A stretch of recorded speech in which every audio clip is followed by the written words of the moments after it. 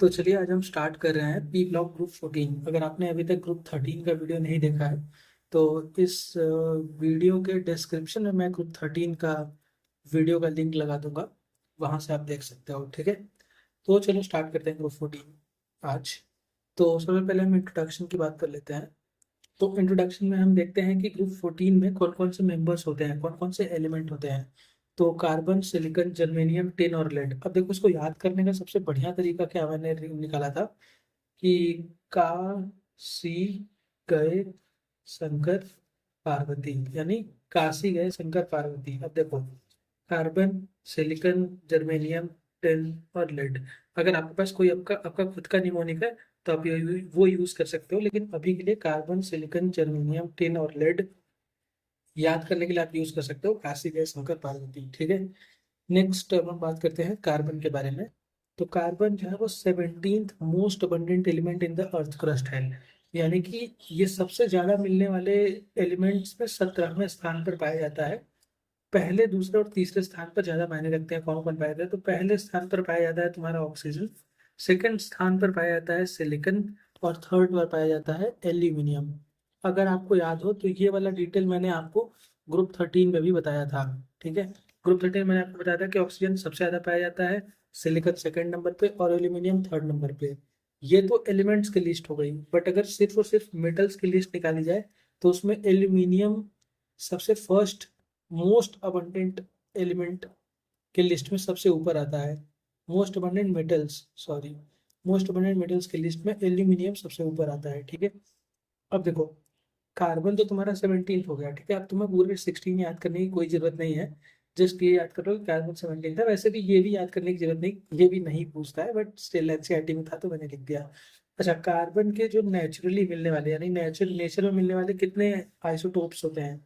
अच्छा, आइसोटोप्स क्या होते हैं? आइसोटोप्स वो होते हैं जिनका एटॉमिक नंबर सेम होता है। ठीक है, एटॉमिक नंबर सेम, लेकिन मास नंबर में डिफरेंस होता है। ठीक है, मास नंबर डिफरेंट, इनको बोलते हैं हम लोग आइसोटोप्स। ठीक है, ये आइसोटोप्स होते हैं। अब देखो, नेचर में मिलने वाले कार्बन के दो आइसोटोप हमें मिलते हैं, स्टेबल आइसोटोप, दो स्टेबल आइसोटोप मिलते हैं।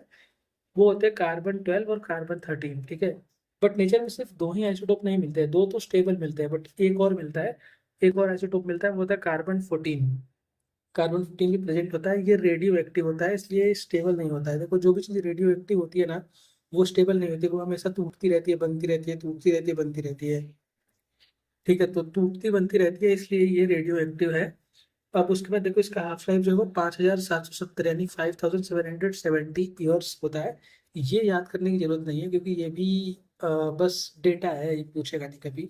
अच्छा, इसको रेडियो एक्टिव डेटिंग के लिए यूज किया जाता है, कार्बन 14 को। कार्बन 14 को रेडियो एक्टिव डेटिंग के लिए यूज किया जाता है। रेडियो एक्टिव डेटिंग मतलब क्या होता है? रेडियो एक्टिविटी का यूज करके किसी भी चीज का अगर तुम एज पता कर पा रहे हो कि वो कितना पुराना है, तो उसको बोलते हैं रेडियो एक्टिव डेटिंग। ठीक है, तो वैसे भी हमने, अगर तुमने बायो पढ़ा होगा ढंग से, तो जब भी हम पढ़ते हैं फोटोसिंथेसिस इन हायर प्लांट, तो उसमें हमारे कार्बन 14 की काफ़ी बात करी गई है कि कार्बन 14 से हमने बहुत सारी चीज़ें डिड्यूस करी कि कैसे ग्लूकोज का फॉर्मूला बनता है एंड ऑल दोस थिंग्स। तो यानी कि कार्बन 14 ऑब्वियसली एक रेडियो एक्टिव एलिमेंट है, ये तुम्हें पता चल गया। और कार्बन 14 है तो ऑब्वियसली आइसोटोप है कार्बन का। तो कार्बन 14 एक रेडियो एक्टिव एलिमेंट है। अब अगर रेडियो एक्टिव है तो उससे तुम्हें याद आ जाएगा रेडियो एक्टिव डेटिंग, यानी रेडियो एक्टिविटी, इससे एज पता करना भी हम यूज करते हैं कार्बन 14 का। ठीक है, नेक्स्ट हम बात करते हैं सिलिकॉन की। तो silicon second most abundant element by mass on the earth crust है। अब अगर ये सेकंड है तो फर्स्ट और थर्ड कौन है? तो फर्स्ट है ऑक्सीजन, अभी अभी बताया था ऊपर, सेकंड है सिलिकॉन और थर्ड है एल्यूमिनियम। ठीक है, तो ये second most element by mass on the earth crust है। ये नेचर में सिलिका और सिलिकेट्स के फॉर्म में प्रेजेंट होता है। ठीक है, ऑब्वियसली यार, सिलिकॉन से नाम याद कर लो, सिलिका, और सिलिकॉन से ही सिलिकेट्स। तो नाम के ही बेसिस पे हो जा रहा है ये कि किसके रूप में पाया जाएगा। ठीक है, बहुत इंपॉर्टेंट कंपोनेंट है ये सिरेमिक्स का, ग्लास का और सीमेंट का। देखो, सीमेंट में भी सी आ रहा है, सिरेमिक्स में भी सी आ रहा है और सिलिकॉन में भी सी आ रहा है। ओवरऑल अगर देखा जाए तो ग्लास छोड़ करके बाकी सब में सिलिकॉन वाली नाम की जैसे प्रोनाउंसिएशन आपको देखने को मिल जाएगी। नेक्स्ट अगर हम बात करें जर्मेनियम की, तो जर्मेनियम सिर्फ और सिर्फ ट्रेसेस में देखने को मिलता है, यानी बहुत कम अमाउंट में देखने को मिलता है नेचर में। वहीं अगर टिन की बात करें तो टिन जो है वो मेनली कैसिटेराइट के फॉर्म में मिलता है, यानी SnO2। SnO2 के फॉर्म में टिन देखने को मिलता है, और वहीं लेड की अगर हम बात करें तो लेड गलीना यानी PbS के फॉर्म में हमें देखने को मिलता है नेचर में। ठीक है, यानी टिन जो है वो कैसिटराइट SnO2, और वही लेड जो है वो गलीना PbS के फॉर्म में देखने को मिलता है। ठीक है, नेक्स्ट अगर हम बात करें ultra pure form of germanium and silicon are use to make transistor and semiconductor devices. अगर आप फिजिक्स में सेमीकंडक्टर पढ़ चुके हैं तो आपको पता होगा कि सिलिकॉन और जर्मेनियम का इस्तेमाल करके हम सेमीकंडक्टर्स बनाते हैं। और अगर आप, अब तो ट्रांजिस्टर जो है सिलेबस से हट गया है, बट अगर आप पहले ट्रांजिस्टर पढ़े होंगे, या फिर अगर आपने छोड़ा होगा, तो आपको बता दूं कि ट्रांजिस्टर भी जर्मेनियम और सिलिकॉन का इस्तेमाल करके बनता है। ठीक है, यानी जर्मेनियम और सिलिकॉन का यूज हम करते हैं सेमीकंडक्टर डिवाइसेस में। ठीक है, अब यहाँ पर हमारा खत्म हो जाता है इंट्रोडक्शन। नेक्स्ट हम बात करते हैं जनरल प्रॉपर्टीज के बारे में। तो जनरल प्रॉपर्टीज में सबसे पहले हम देखेंगे जनरल इलेक्ट्रॉनिक कॉन्फ़िगरेशन। तो जनरल इलेक्ट्रॉनिक कॉन्फ़िगरेशन इस ग्रुप का होता है NH2 NP2। NH2 NP2 में n की वैल्यू जो है वो नंबर ऑफ पीरियड से डिसाइड होती है, यानी कौन से पीरियड का एलिमेंट है, जिस पीरियड का एलिमेंट है वो n की वैल्यू हो जाएगी। जैसे कार्बन जो है वो सेकेंड पीरियड का एलिमेंट है, तो n की वैल्यू कितनी हो गई 2। तो कार्बन का इलेक्ट्रॉनिक कॉन्फ़िगरेशन कितना हो गया 2s2 2p2। देखो इसी फॉर्मूले में रख दिया, आ गया। वहीं अगर सिलिकॉन की बात करें तो सिलिकॉन कौन से पीरियड का है, थर्ड पीरियड का। तो थर्ड पीरियड का है तो n की वैल्यू हो गई 3, यानी कि इसका इलेक्ट्रॉनिक कन्फिग्रेशन हो गया 3s2 3p2। ठीक है, ऐसे ही बाकियों का भी आप निकाल सकते हो। ठीक है, नेक्स्ट अगर हम बात करें कोवेलेंट रेडियस की, यानी इनके एटॉमिक रेडियाई की, तो in general the radius increases down the group because number of shells increases. देखो जैसे जैसे हम डाउन द ग्रुप आते जाते हैं वैसे वैसे नंबर ऑफ सेल्स इंक्रीज होते जाते हैं। नंबर ऑफ सेल्स क्या होते हैं, जैसे कि देखो अगर कार्बन की बात करें तो 1s2 2s2 2p2 ये होता है कार्बन का। ठीक है, और वहीं अगर सिलिकॉन की बात करें तो ये होता है 1s2 2s2 2p2 2p6 3s2 3p2। ठीक है, ये हो गया तुम्हारा सिलिकॉन का। अब देखो इसका मैं एक फिगर बना के दिखाता हूँ। ये अगर कार्बन है तो ये हो गया उसका 1s2, ये हो गया उसका 2s2, ये हो गया उसका 2p6। ठीक है, अगर ये कार्बन है तो ये इतना बड़ा है। ठीक है, बट अगर ये सिलिकॉन होता तो इसके बाद 2s2 के बाद 2p6 आता, फिर 3s2 आता, फिर 3p2 आता। यानी कि देखो कार्बन जो था वो इतना ही बड़ा था, लेकिन सिलिकॉन देखो नंबर ऑफ सेल्स बढ़ने की वजह से सिलिकॉन का साइज जो है वो बड़ा हो गया। ठीक है, तो इसीलिए इन जनरल जब भी हम देखते हैं रेडियस को, तो radius down the group increase करती है, क्योंकि नंबर ऑफ सेल्स इंक्रीज हो रहे हैं। वो मैंने आपको दिखा दिया कैसे। तो देखो इसमें कोई भी एक्सेप्शन नहीं है, एकदम जनरल ट्रेंड है कि डाउन द ग्रुप जाने पे साइज बढ़ेगा, क्योंकि नंबर ऑफ सेल्स बढ़ेंगे। तो सबसे छोटा साइज कार्बन का, उससे बड़ा सिलिकॉन का, उससे बड़ा जर्मेनियम, फिर 10 से लेड। ठीक है, इसमें कोई भी एक्सेप्शन नहीं है साइज में।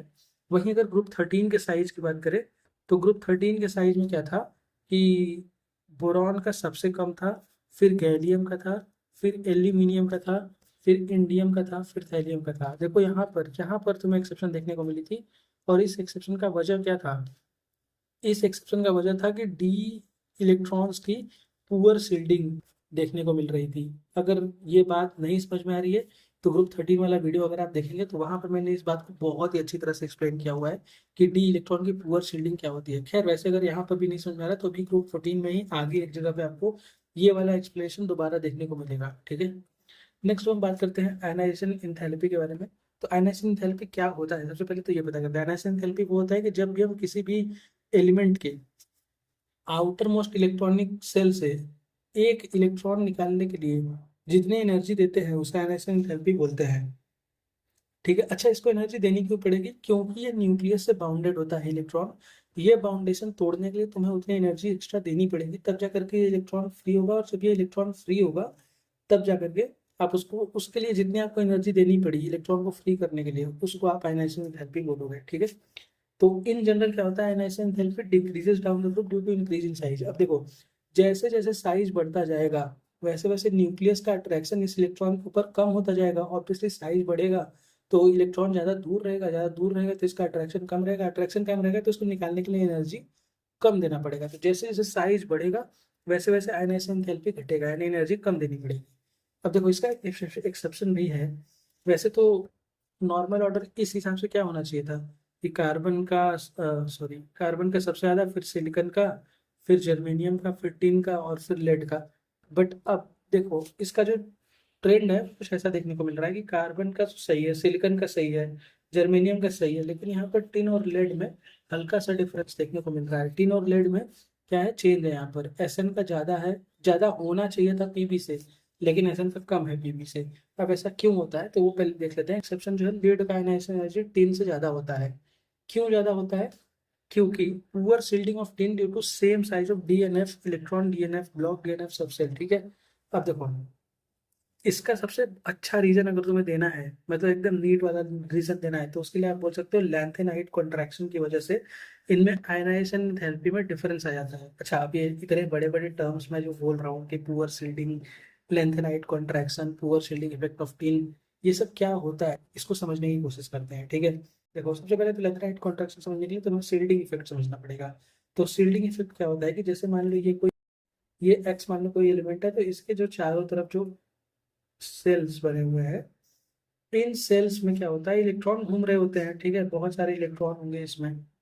ठीक है, तो ये इलेक्ट्रॉन क्या करते हैं, ये इलेक्ट्रॉन्स दूसरे इलेक्ट्रॉन तक, इसकी जो न्यूक्लियर फोर्स है, जैसे ये न्यूक्लियर फोर्स इसने बनाई इस इलेक्ट्रॉन के ऊपर, तो अब ये वाला इलेक्ट्रॉन ना इस इलेक्ट्रॉन के ऊपर न्यूक्लियर फोर्स लगाने की क्षमता को कम कर देगा इस एलिमेंट के, इस न्यूक्लियस के, क्योंकि ये बिल्कुल सामने आ गया इसके, इसने इसके ऊपर आने वाले न्यूक्लियर फोर्स को सील्ड कर दिया, नहीं रोक दिया। ठीक है, तो जिसकी वजह से बाहर वाले इलेक्ट्रॉन के ऊपर न्यूक्लियर फोर्स कम लगने लगता है, अगर शील्डिंग इफेक्ट ज्यादा होता है तब लगता है। ठीक है, तो शील्डिंग इफेक्ट का जो ऑर्डर है वो आप देख लो। शील्डिंग इफेक्ट का ऑर्डर, सबसे ज्यादा शील्ड करता है एस का इलेक्ट्रॉन, फिर पी का इलेक्ट्रॉन, फिर डी का इलेक्ट्रॉन और फिर एफ का इलेक्ट्रॉन। यानी एफ का इलेक्ट्रॉन सबसे कम शील्ड करता है न्यूक्लियर फोर्स को। अगर ये सबसे कम शील्ड कर रहा है तो इसके बाहर जो भी सेल होगा उसके ऊपर न्यूक्लियर का फोर्स पावर प्रॉपर लग रहा होगा, न्यूक्लियर का फोर्स, क्योंकि एफ के इलेक्ट्रॉन जो है वो बहुत कम शील्ड कर रहे हैं। कम शील्ड कर रहे हैं यानी कम रोक रहे हैं, कम रोक रहे हैं तो ज्यादा जाने दे रहे हैं, ज्यादा जाने दे रहे हैं तो यानी कि ज्यादा फोर्स लगेगा इसके ऊपर। अब अगर इसके ऊपर ज्यादा फोर्स लगेगा तो इसको खींच के रखा जाएगा ज्यादा, तो यानी यहाँ से निकालने में एनर्जी ज्यादा देनी पड़ेगी। ठीक है, अब देखो यही बात हो गई यहाँ पर। जो टिन का इलेक्ट्रॉनिक कन्फिग्रेशन होता है वो होता है 4d10 5s to 5p2।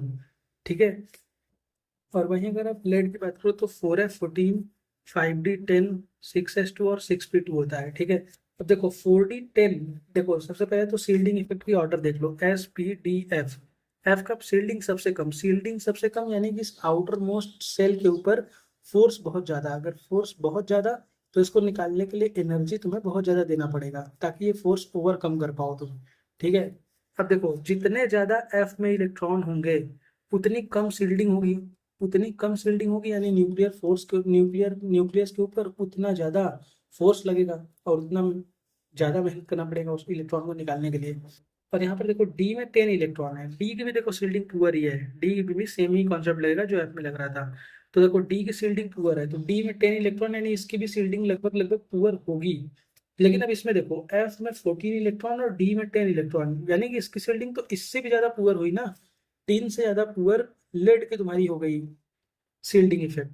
अगर सील्डिंग इफेक्ट पुअर हुई तो आउटर मोस्ट इलेक्ट्रॉन के ऊपर फोर्स ज्यादा लगेगा, अगर इसके ऊपर फोर्स ज्यादा लगेगा तो इसमें से इलेक्ट्रॉन निकालना बहुत मुश्किल हो जाएगा, जब बहुत मुश्किल हो जाएगा तो इसके लिए एनर्जी तुम्हें ज्यादा देनी पड़ेगी। यानी देखो अब लेड में क्या हुआ, लेड में हुआ ये कि एफ का इलेक्ट्रॉन आ जाने की वजह से इसकी सील्डिंग पुअर हो गई, तो फोर्स ज्यादा लगाना पड़ रहा है, एनर्जी ज्यादा देना पड़ रहा है, जिसकी वजह से लेड की आयनाइजेशन एनर्जी 10 से ज्यादा हो गई। क्यों? क्योंकि इसमें एफ इलेक्ट्रॉन की एंट्री हो गई। जब भी तुम्हारा पीरियोडिक टेबल बना तो वो कैसा बना ये देखते हैं। तो पीरियोडिक टेबल जब बना तो वो कुछ ऐसा बना। ठीक है, अब ऐसा बना तो इसमें क्या हुआ ये देखते हैं। तो यहाँ पर ये तुम्हारे हो गए, ये पूरे हो गए तुम्हारे डी ब्लॉक के एलिमेंट। ठीक है, ये डी हो गया, ये तुम्हारा हो गया पी। ठीक है, और ये तुम्हारा हो गया एस। ठीक है, अब यहाँ पर क्या होता है, माफ करना, हाँ, यहाँ पर और यहाँ पर तुम्हारे एफ ब्लॉक एलिमेंट्स होते हैं जो कि नीचे रखे जाते हैं, टोटल 32 होते हैं। ठीक है, तो यहाँ पर एफ ब्लॉक की एंट्री हो गई। यहाँ पर देखो, अब एफ ब्लॉक की एंट्री कहाँ पे हुई ये देखते हैं। तो एफ ब्लॉक की एंट्री जो है वो कुछ यहाँ पर हुई। ठीक है, और एफ ब्लॉक की एंट्री जहाँ पर हुई वो लाइन किससे मैच करता है, लेड से।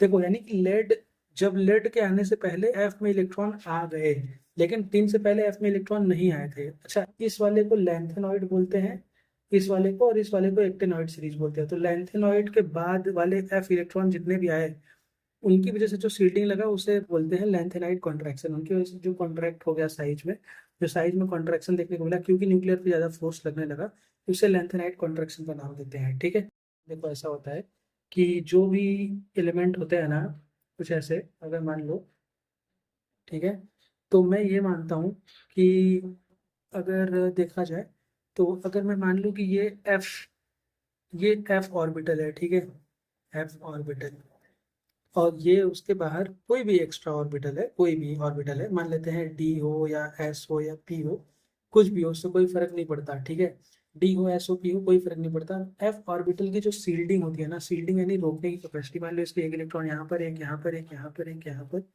एक यहाँ पर और एक यहाँ पर, ठीक है।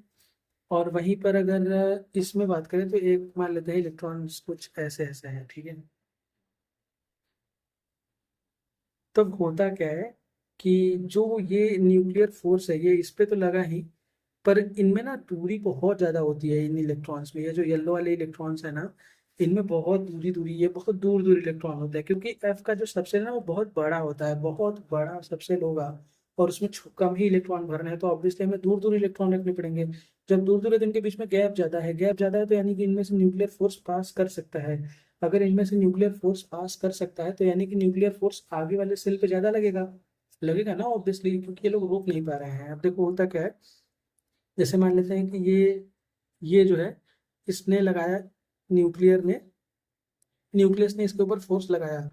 अब इस इलेक्ट्रॉन पे फोर्स लगाने के लिए इन दोनों के बीच में गैप बहुत ज्यादा है। जब गैप बहुत ज्यादा है तो यानी न्यूक्लियस आराम से इस इलेक्ट्रॉन के ऊपर फोर्स लगा पाएगी, इस इलेक्ट्रॉन के भी ऊपर आराम से फोर्स लगा पाएगी, इस इलेक्ट्रॉन के ऊपर आराम से फोर्स लगा पाएगी, इसके ऊपर भी, इसके ऊपर भी, इसके ऊपर भी, इसके ऊपर भी। देखो कहीं भी ये लोग रोकने के लिए, येलो वाले इलेक्ट्रॉन जो है वो कहीं भी इसको रोक नहीं पा रहे हैं न्यूक्लियर फोर्स को। अगर न्यूक्लियर फोर्स को रोक नहीं पा रहे हैं यानी न्यूक्लियर फोर्स बाहर वाले सेल के ऊपर ज्यादा लग रहा है। अब अगर फोर्स ज्यादा लगेगा तो इसको खींच के थोड़ा अंदर तो लाएगा ही, कॉन्ट्रैक्ट तो करेगा ही, इसीलिए इसको लैंथेनाइड कॉन्ट्रैक्शन बोला जाता है। ठीक है, अब एक और चीज समझो, अब एक और चीज समझो, अगर ये वाला न्यूक्लियस इस वाले इलेक्ट्रॉन के ऊपर ज्यादा फोर्स लगा पा रहा है तो इसको निकालने के लिए हमें ज्यादा एनर्जी देनी पड़ेगी, ज्यादा एनर्जी देनी पड़ेगी यानी ज्यादा आयनाइजेशन एनर्जी होगा इसका। ठीक है, तो इसी वजह से एफ ऑर्बिटल का जो स्क्रीनिंग होता है वो बहुत पुअर होता है, और जहाँ पे एफ इलेक्ट्रॉन की एंट्री हो जाती है वहां से आयनाइजेशन एंथैल्पी थोड़ी सी इंक्रीज होती नजर आती है, जिसकी वजह से जिसका ट्रेंड आपको कुछ यहाँ पर देखने को मिलेगा। ठीक है, कि देखो टेन और लेड में डिफरेंस देखने को मिलेगा ड्यू टू लैंथेनाइड कॉन्ट्रैक्शन, जो कि मैंने अभी आपको एक्सप्लेन किया। ठीक है, नेक्स्ट अगर हम बात करें इलेक्ट्रोनिगेटिविटी की, तो element of this group are slightly more electronegative than group 13 due to small size। अच्छा, स्मॉल साइज की वजह से इलेक्ट्रोनेगेटिविटी क्यों बढ़ती है ये भी समझते हैं। जब साइज छोटा होता है, जब साइज छोटा होता है तो न्यूक्लियस का अट्रैक्शन इस वाले सेल के ऊपर ज्यादा लग रहा होता है, तो यानी कि अपने इलेक्ट्रॉन को अपने पास ज्यादा रखना चाहेगा, रेदर कि ये किसी को देना चाहेगा। तो जब ये खुद का इलेक्ट्रॉन खुद के पास ज्यादा रखना चाहेगा, किसी को देना नहीं चाहेगा, तो ये इसकी इलेक्ट्रोनेगेटिविटी को रिप्रेजेंट करता है। ठीक है, इवन ये आने वाले इलेक्ट्रॉन को भी अपनी तरफ खींच ले जाएगा, इसको भी इलेक्ट्रोनेगेटिविटी का ही एक एप्लीकेशन माना गया है। ठीक है, यानी कि इस ग्रुप का साइज देखो, ग्रुप जैसे जैसे हम पीरियोडिक टेबल में लेफ्ट टू राइट जाते हैं वैसे वैसे साइज में कमी आती जाती है। क्यों? क्योंकि देखो नंबर ऑफ सेल्स तो सेम होते हैं उनमें। जैसे कि अगर एग्जांपल के लिए बात करें तो देखो बोरॉन में क्या था, 2s2 2p1, और वही कार्बन में क्या है, 2s2 2p2। ठीक है, यानी नंबर ऑफ सेल्स देखो, ये इसमें इसमें भी दो सेल है, इसमें भी दो सेल है। ठीक है, सेल सेम है, लेकिन अब देखो हुआ क्या, अब सेल में ही अगर यहाँ पर न्यूक्लियस में हम प्रोटॉन्स का नंबर बढ़ा देंगे तो यानी कि इसके ऊपर फोर्स ज्यादा लगाने लगेगा, ऑब्वियसली आउटर मोस्ट सेल के ऊपर ज्यादा फोर्स लगाने लगेगा अगर प्रोटॉन्स का नंबर बढ़ा देंगे। तो कार्बन और बोरॉन में प्रोटॉन्स का नंबर एक से बढ़ता है तभी तो एटॉमिक नंबर एक बढ़ता है। एटॉमिक नंबर क्या होता है, प्रोटॉन्स का नंबर, प्रोटॉन्स का और न्यूट्रॉन्स का नंबर। तो प्रोटॉन के नंबर में अगर एक का इंक्रीज हुआ तभी तो एटॉमिक नंबर में एक का इंक्रीज हुआ ना। तो यानी कि कार्बन में प्रोटॉन ज्यादा, बोरॉन में प्रोटॉन कम। प्रोटॉन ज्यादा तो इसके खींच के रखने की कैपेसिटी ज्यादा, खींच के रखने की यानी साइज इसका छोटा हो जाएगा। यानी कि जैसे जैसे हम लेफ्ट टू राइट जाते हैं पीरियोडिक टेबल में वैसे वैसे साइज जो है वो घटता जाता है, साइज घटता जाता है। यानी ग्रुप 13 का जो साइज है वो ग्रुप 14 से ज़्यादा होगा। अब ग्रुप 14 का साइज छोटा तो इलेक्ट्रोनेगेटिविटी ज़्यादा, तो इसीलिए element of this group are slightly more electronegative than group 13 due to small size. यानी ग्रुप 14 के स्मॉल साइज की वजह से ग्रुप 14 की इलेक्ट्रोनेगेटिविटी थोड़ी सी ज़्यादा होती है ग्रुप 13 से, ठीक है। अब ग्रुप 14 में ही एक्सेप्शन देखने को मिलता है, क्योंकि electronegative value of element from silicon to lead are almost same. अच्छा, ऐसा क्यों होता है अब ये देखते हैं। देखो, मतलब इसका ऑर्डर देख लो तुम, कार्बन सबसे ज़्यादा, फिर लेड, फिर सिलिकॉन, फिर जर्मेनियम, फिर टिन, ठीक है। अब ये बहुत ही डिस्टॉर्टेड सा ऑर्डर है, ये कभी पूछता नहीं इन जनरल, बट स्टिल इसका रीजन समझ लेते हैं। देखो, सिलिकॉन में कोई भी डी का इलेक्ट्रॉन नहीं है, जर्मेनियम में डी का इलेक्ट्रॉन आया, डी का इलेक्ट्रॉन आया यानी सील्डिंग कम हुई, सील्डिंग कम हुई।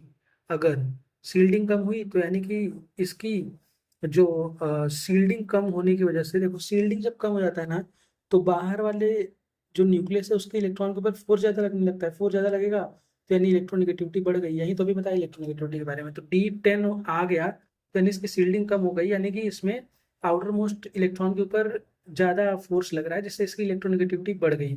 तो बढ़ के कितनी हुई, सिलिकॉन के बराबर हो गई।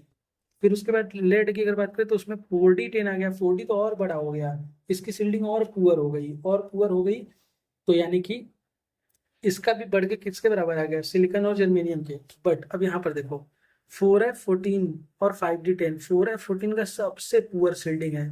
अगर सबसे पुअर सील्डिंग है तो यानी कि जो आउटर मोस्ट सेल है उसके ऊपर बहुत ज्यादा न्यूक्लियर फोर्स लग रहा होगा। अब बहुत ज्यादा न्यूक्लियर फोर्स लग रहा होगा यानी इसकी इलेक्ट्रोनेगेटिविटी तो बहुत ज्यादा होगी, है ना, क्योंकि इसमें F के इलेक्ट्रॉन भी आ गए। और सील्डिंग का तो तुम जानते ही हो, सील्डिंग का सबसे सस्ता जो शो करता है वो F इलेक्ट्रॉन ही शो करता है। तो इसमें F के 14 इलेक्ट्रॉन और D के 10 इलेक्ट्रॉन भी हैं। देखो, इनमें तो सिर्फ D के इलेक्ट्रॉन थे ना, इसमें F के इलेक्ट्रॉन भी है, D के इलेक्ट्रॉन भी, यानी इसमें सील्डिंग बहुत पुअर हो जाएगी, जिसकी वजह से आउटर मोस्ट इलेक्ट्रॉन के ऊपर बहुत ज्यादा फोर्स लगने लगेगा, और जिसकी वजह से इसकी इलेक्ट्रोनेगेटिविटी बहुत ज्यादा हो जाएगी। तो देखो, कार्बन के बाद सीधा लेड आ गया, और सिलिकॉन, जर्मेनियम और टिन का लगभग बराबर हुआ। उसका एग्जांपल डी से मैंने तुम्हें समझा दिया है, ठीक है। तो देखो, यहाँ पर लिख भी दिया है मैंने, poor spreading of D electron और लेंथ एंड हाइट कॉन्ट्रैक्शन की वजह से। टिन और लेड में लेंथ हाइट कॉन्ट्रैक्शन की वजह देखने को मिलती है, और वहीं सिलिकॉन, जर्मेनियम और टिन में poor spreading of D electron की वजह से इलेक्ट्रोनेगेटिविटी का ये डिस्टॉर्टेड सॉर्ट देखने को मिलता है। मैंने पूरा रीजन अच्छे से समझा दिया है, ठीक है। अब हम नेक्स्ट बात करते हैं फिजिकल प्रॉपर्टीज के बारे में। फिजिकल प्रॉपर्टीज में बात करते हैं तो जितने भी ग्रुप प्रोटीन के मेंबर्स हैं वो सब सॉलिड है। इसमें कोई दो राय की बात नहीं कि कार्बन को आपने सॉलिड फॉर्म में देखा होगा, सिलिकॉन को, जर्मेनियम को, टिन को, लेड को, ये सब सॉलिड होते ही हैं, ऑब्वियसली वेल नोन चीज है। तो कार्बन और सिलिकॉन जो होते हैं वो नॉन मेटल्स होते हैं, जर्मेनियम जो है वो मेटलॉइड होता है, और वहीं टिन और लेड जो है वो soft metal with low melting point होते हैं। अब देखो, याद करने का तरीका ऐसा है, कार्बन, सिलिकॉन, जर्मेनियम, टिन और लेड, इसमें देखो ये जो जर्मेनियम है ना, ये हमेशा बिचौलिया बनता है, हमेशा बीच वाला, इसके सारे कैरेक्टर बीच वाले देखने को मिलते हैं। तो ये बात याद रखना कि जर्मेनियम जो है वो बिचौलिया में मिलेगा। तो पी ब्लॉक में तो सबसे मेजरली तुम्हें नॉन मेटल्स ही देखने को मिलते हैं। तो ये तो हो गया तुम्हारे नॉन मेटल, ये बिचौलिया है, यानी कि ये मेटल और नॉन मेटल के बीच का मेटलॉइड हो गया। और टिन और लेड तो भैया मेटल हो ही गए। अच्छा, टिन और लेड मेटल क्यों हुए, क्योंकि मैंने ग्रुप 13 में तुम्हें बताया था कि जब डाउन द ग्रुप चाहते हैं तो इलेक्ट्रोनिगेटिविटी घटती है, इलेक्ट्रोनिगेटिविटी घटती है तो इलेक्ट्रो पॉजिटिविटी बढ़ती है, इलेक्ट्रो पॉजिटिविटी बढ़ती है तो मेटेलिक कैरेक्टर बढ़ता है। यानी टिन और लेड मोस्टली मेटेलिक कैरेक्टर दिखाते हुए नजर आते हैं। वैसे भी हमने टिन और लेड को हमेशा मेटल की तरह ही देखा है, और कार्बन, सिलिकॉन को नॉन मेटल की तरह, और वहीं जर्मेनियम को मेटलॉइड की तरह, ठीक है। तो देखो, ये कह रहा है कि कार्बन और सिलिकॉन नॉन मेटल्स हैं, हम पहले ही देख लिया। जर्मेनियम जो है वो मेटलॉइड है, हमने देख लिया। टिन और लेड जो है वो सॉफ्ट मेटल्स हैं। अच्छा, सॉफ्ट मेटल क्यों है, क्योंकि ना ये लोग देखो प्रॉपरली मेटल तो है नहीं, ये लोग जबरदस्ती बनाए गए मेटल हैं। क्योंकि देखो, प्रॉपरली मेटल तुम्हें एस, डी और एफ में देखने को मिलते हैं, तो जो पी में मेटल्स होंगे वो प्रॉपर मेटल नहीं होंगे, प्रॉपर मेटल नहीं होंगे तो ऑब्वियसली उनमें मेटेलिक प्रॉपर्टी उतनी ज़्यादा नहीं होगी। तो ये सॉफ्ट मेटल्स होते हैं, इनका मेल्टिंग पॉइंट बहुत कम होता है, बहुत कम मेल्टिंग पॉइंट होता है, ठीक है। यानी बहुत जल्दी ये लोग मेल्ट कर जाते हैं। अब melting and boiling point of group 14 are more than group 13। देखो, मेल्टिंग और बॉइलिंग पॉइंट डिसाइड कैसे होती है, मेल्टिंग और बॉइलिंग पॉइंट डिसाइड होती है नंबर ऑफ फ्री इलेक्ट्रॉन की वजह से। तो नंबर ऑफ फ्री इलेक्ट्रॉन्स की वजह से, यानी नंबर ऑफ वैलेंस इलेक्ट्रॉन की वजह से। तो वैलेंस इलेक्ट्रॉन में ग्रुप 13 में कितने इलेक्ट्रॉन थे, वैलेंस में 3। और वहीं अगर ग्रुप 14 की बात करें तो ग्रुप 14 में नंबर ऑफ वैलेंस इलेक्ट्रॉन कितने होते हैं, 4। तो नंबर ऑफ वैलेंस इलेक्ट्रॉन बढ़ा तो मेल्टिंग पॉइंट और बॉइलिंग पॉइंट बढ़ा, यानी कि melting point, boiling point group 13 का कम होगा ग्रुप 14 से, ठीक है। यही बात देखो यहाँ पर लिखी होगी कि melting and boiling point of group 14 are more than group 13। Group 13 का कम है, ग्रुप 14 का ज्यादा है, ठीक है। नेक्स्ट हम बात करते हैं केमिकल प्रॉपर्टीज के बारे में। केमिकल प्रॉपर्टीज में सबसे पहले हम देखते हैं कॉमन ऑक्सीडेशन स्टेट +4 और +2। देखो कॉमन ऑक्सीडेशन स्टेट निकालने का मैंने मैक्सिमम ऑक्सीडेशन स्टेट निकालने का सबसे बढ़िया तरीका बताया था कि S और P के इलेक्ट्रॉन का सम कर दो तो तुम्हें मैक्सिमम ऑक्सीडेशन स्टेट मिल देखने को मिल जाएगा। तो देखो इसका इलेक्ट्रॉनिक कन्फिग्रेशन होता है NH2 NP2, तो S और P के इलेक्ट्रॉन का सम करते हो तो कितना हुआ 4, यानी +4 ये लोग देखने को मिलेंगे मैक्सिमम ऑक्सीडेशन स्टेट। इसके अलावा एक और ऑक्सीडेशन स्टेट ये लोग तब दिखाते हैं जब P के सारे इलेक्ट्रॉन निकल जाए लेकिन S का इलेक्ट्रॉन ना निकले, तब ये होगा +2। ठीक है, यानी से कॉमन ऑक्सीडेशन स्टेट +4 और +2 देखने को मिलते हैं। वही अगर बात करें तो कार्बन जो है वो निगेटिव ऑक्सीडेशन स्टेट्स भी दिखाता हुआ नजर आता है। अच्छा, कार्बन निगेटिव ऑक्सीडेशन स्टेट क्यों दिखाता है? क्योंकि कार्बन ना किसी किसी कार्बन, देखो इलेक्ट्रोनिगेटिविटी का ऑर्डर आप देखो, इलेक्ट्रोनिगेटिविटी जब हम डाउन द ग्रुप आते हैं तो इलेक्ट्रोनिगेटिविटी घटती जाती है, यानी कि यहाँ पर जो होगा इसकी इलेक्ट्रोनिगेटिविटी ज़्यादा होगी बाकियों के कंपैरिजन में।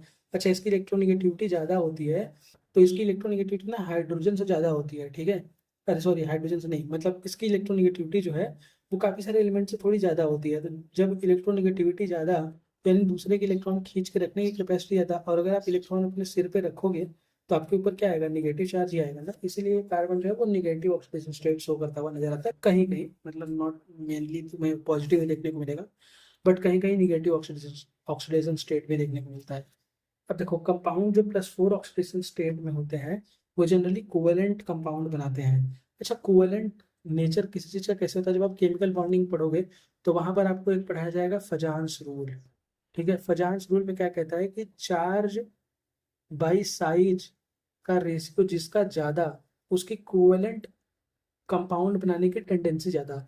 यानी कि कोवेलेंट कंपाउंड जो है वो चार्ज के डायरेक्टली प्रोपोर्शनल है, यानी जितना ज़्यादा चार्ज उतना ज़्यादा कोवेलेंट कैरेक्टर, और जितना कम साइज, देखो साइज जो है वो कोवेलेंट कैरेक्टर के इनवर्सली प्रोपोर्शनल होती है। यानी चार्ज बाई साइज बोला ना, चार्ज बाई साइज यानी साइज जो है इनवर्सली प्रोपोर्शनल हुई। इनवर्सली प्रोपोर्शनल यानी साइज छोटा होना चाहिए, तो ऑब्वियसली ग्रुप 13 से तो ग्रुप 14 का साइज छोटा ही होता है। तो और चार्ज भी ज़्यादा है, +4 का चार्ज है, और ग्रुप 13 में तो +3 का ही चार्ज था। तो +4 का यानी चार्ज भी ज़्यादा साइज भी छोटा, तो ऑब्वियसली +4 ऑक्सीडेशन स्टेट में ये लोग कोवेलेंट कंपाउंड बनते हुए नजर आएंगे। नेक्स्ट पे देखो heavier metal so +2 oxidation state. कह रहा है कि हैवियर मेटल जितने भी हैं वो +2 ऑक्सीडेशन स्टेट दिखाते हुए नजर आते हैं। अच्छा, हैवियर एलिमेंट +2 ऑक्सीडेशन स्टेट क्यों दिखाते हैं? Due to non participation of NH2 electron. अब ये चीज मैंने ग्रुप 13 में बहुत अच्छे से एक्सप्लेन करी थी, बट एक बार फिर कर देता हूँ कि जब हम डाउन द ग्रुप आते हैं तो लोअर ऑक्सीडेशन स्टेट की स्टेबिलिटी बढ़ती जाती है। ऐसा क्यों होता है? क्योंकि न्यूक्लियस में प्रोटॉन्स का नंबर बहुत ज़्यादा हो जाता है। जब न्यूक्लियस में प्रोटॉन्स का नंबर बहुत ज़्यादा होता है, जैसे जैसे नीचे आता है तो न्यूक्लियस में प्रोटॉन का नंबर बढ़ता जाता है क्योंकि एटॉमिक नंबर बढ़ता जाता है। तो न्यूक्लियस में प्रोटॉन्स का नंबर जब बहुत ज़्यादा हो जाएगा तो ये ना अपने S का जो इलेक्ट्रॉन है इसको बहुत टाइटली होल्ड करके रखेगा। जब बहुत टाइटली होल्ड करके रखेगा तो इसमें से इलेक्ट्रॉन निकालना मुश्किल हो जाएगा। तो इलेक्ट्रॉन निकलेगा सिर्फ और सिर्फ किसमें से, P में से। तो P में से टोटल कितने इलेक्ट्रॉन निकल सकते हैं, 2 इलेक्ट्रॉन। तो यानी कि +2 का ही ऑक्सीडेशन स्टेट दिखा सकते हैं। इसलिए डाउन द ग्रुप जाने पे हमें +2 ऑक्सीडेशन स्टेट की स्टेबिलिटी बढ़ती हुई नजर आएगी और +4 ऑक्सीडेशन स्टेट की स्टेबिलिटी घटती हुई नजर आएगी। इस ये चीज याद रखना क्योंकि ये चीज आगे बहुत जगह पे काम आएगी। ठीक है, tendency to show +2 oxidation state increases down the group. Lead का सबसे ज्यादा, फिर टेन का, फिर जर्मेनियम का, फिर सिलिकॉन का, फिर कार्बन का। ऐसा क्यों होता है? Due to non participation of NH2, वो मैंने एक्सप्लेन कर दिया अभी। ठीक है, नेक्स्ट अब हम नेक्स्ट चीज की बात करते हैं। कार्बन और सिलिकॉन मोस्टली +4 ऑक्सीडेशन स्टेट दिखाते हैं। क्यों? क्योंकि ये ऊपर वाले एलिमेंट हैं और ऊपर वाले एलिमेंट में कोई न्यूक्लियस इतना ज़्यादा तो है नहीं कि वो S के इलेक्ट्रॉन को बहुत कस के खींच के रखे। तो इसलिए S से भी इलेक्ट्रॉन निकलता है, P से भी इलेक्ट्रॉन निकलता है, जिसकी वजह से ये +4 ऑक्सीडेशन स्टेट शो करता हुआ नजर आता है। वहीं अगर आप जर्मेनियम की बात करें तो जर्मेनियम स्टेबल कंपाउंड बनाता है +4 में, और कुछ कुछ कंपाउंड +2 में भी बनाता है। ऑब्वियसली यार देखो जर्मेनियम बिचौलिया है ना, मैंने पहले ही बताया था, जर्मेनियम +4 भी दिखाएगा +2 भी दिखाएगा। टिन देखो, टिन जो है वो भी दोनों ही स्टेबल कंपाउंड बनाता है दोनों ऑक्सीडेशन स्टेट में, क्योंकि टिन देखो नीचे वाला आ गया ना, नीचे वाले में बीच वाला आ गया, तो नीचे वाले में आ गया बीच वाला, तो इसका क्या हुआ कि ये +2 भी दिखाएगा +4 भी दिखाएगा। लेकिन ये जो तुम्हारा लेड है ये सिर्फ और सिर्फ +2 ऑक्सीडेशन स्टेट दिखाएगा। देखो टिन +2 में रिड्यूसिंग एजेंट है, कह रहा है कि टिन +2 में रिड्यूसिंग एजेंट है, यानी टिन अगर +2 में है तो ये सामने वाले को ऑक्सीडाइज। अच्छा ऐसा देखो क्यों, क्योंकि टिन का +4 ज़्यादा स्टेबल होता है। ठीक है, SN का +4 ज़्यादा स्टेबल होता है, तो SN अगर +2 में है तो वो हमेशा Sn+4 में जाना चाहेगा। ठीक है, Sn+4 में जाना चाहेगा। तो Sn+4 में जाएगा तो इसका खुद का क्या हुआ, खुद का हुआ ऑक्सीडेशन। तो अगर खुद का हुआ ऑक्सीडेशन तो सामने वाले का क्या करेगा, सामने वाले का करेगा रिडक्शन। और जो आप सामने वाले का करते हो वही एजेंट आप होते हो। जैसे ट्रैवल एजेंट, ट्रैवल एजेंट सामने वाले को ट्रैवल करवाता है, खुद ट्रैवल नहीं करता है, खुद तो बैठा रहता है एक जगह पे। ट्रैवल एजेंट जो सामने वाले को ट्रैवल करवा दे, रिड्यूसिंग एजेंट जो सामने वाले को रिड्यूस कर दे।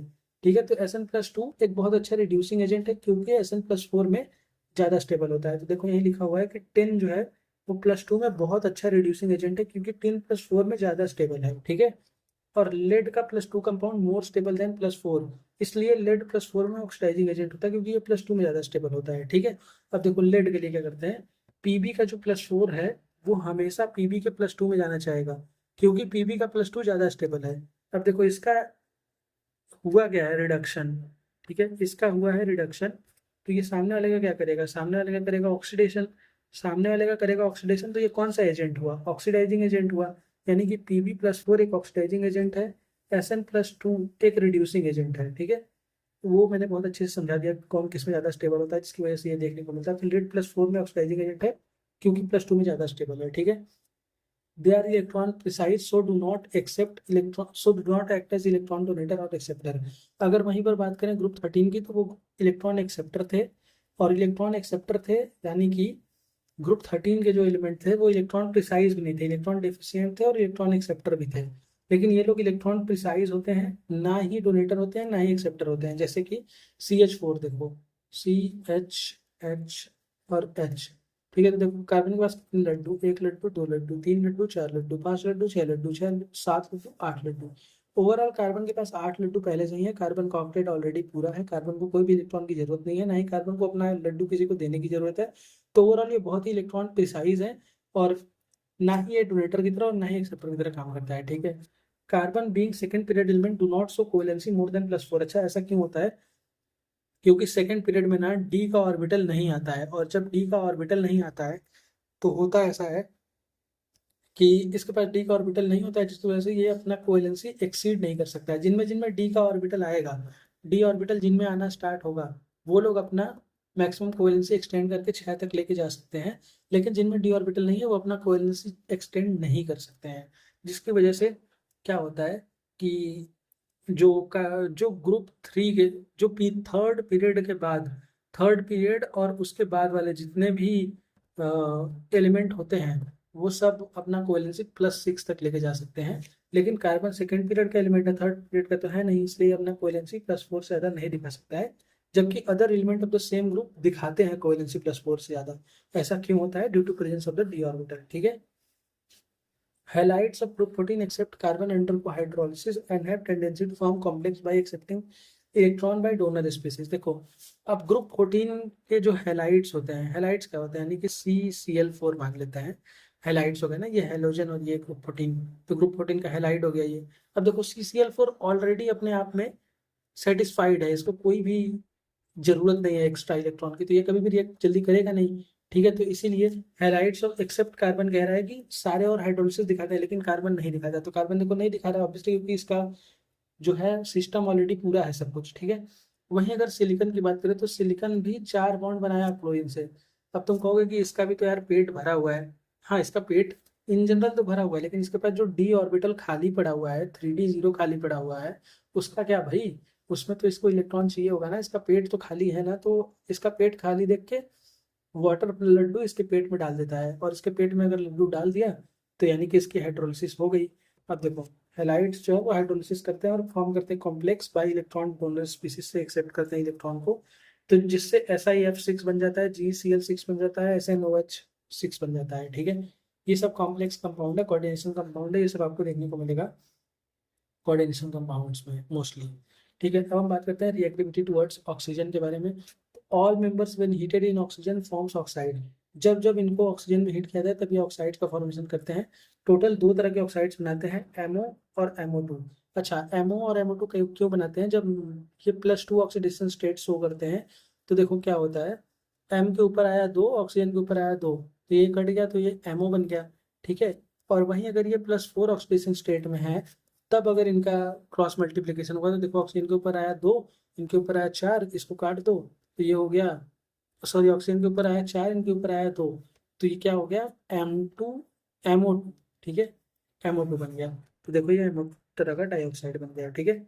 अब देखो इसमें एक एक छोटी सी बात है जो याद करने वाली है कि सिलिकॉन का जो मोनोऑक्साइड होता है ये सिर्फ और सिर्फ हाई टेम्परेचर पे ही एग्जिस्ट करता है, ठीक है। इसलिए सिलिकॉन की मोनोऑक्साइड के बारे में हम आगे चल करके कोई बात करेंगे नहीं, क्योंकि ये सिर्फ और सिर्फ हाई टेम्परेचर पे ही एग्जिस्ट करता है, लो टेम्परेचर या मीडियम रूम टेम्परेचर पे एग्जिस्ट नहीं करता है, ठीक है। अब ऑर्डर ऑफ एसिडिटी की बात करें तो जैसे जैसे एलिमेंट्स अपने हायर ऑक्सीडेशन स्टेट में होंगे उनका एसिडिटी ज़्यादा होगा देन लोअर ऑक्सीडेशन स्टेट, यानी कि M+4 में जितने भी एलिमेंट होंगे उनका एसिडिटी ज़्यादा होगा M+2 वाले से, यानी कि डाइऑक्साइड्स का एसिडिटी ज़्यादा होगा मोनोऑक्साइड से, ठीक है।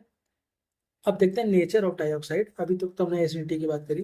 देखो एसिडिक ऑक्साइड कौन कौन बनाता है, कार्बन डाइऑक्साइड, सिलिकॉन डाइऑक्साइड और जर्मेनियम डाइऑक्साइड, ठीक है। कार्बन, सिलिकॉन और जर्मेनियम डाइऑक्साइड जो है वो एसिडिक डाइऑक्साइड बनाते हैं, और इनके एसिडिटी का ऑर्डर भी कुछ ऐसा ही होता है कि कार्बन का डाइऑक्साइड जो है वो सबसे ज़्यादा एसिडिक, फिर सिलिकॉन का और फिर जर्मेनियम का, यानी कि कार्बन डाइऑक्साइड सबसे ज़्यादा एसिडिक होता है, ठीक है, इनके डाइऑक्साइड ग्रुप 14 के डाइऑक्साइड में।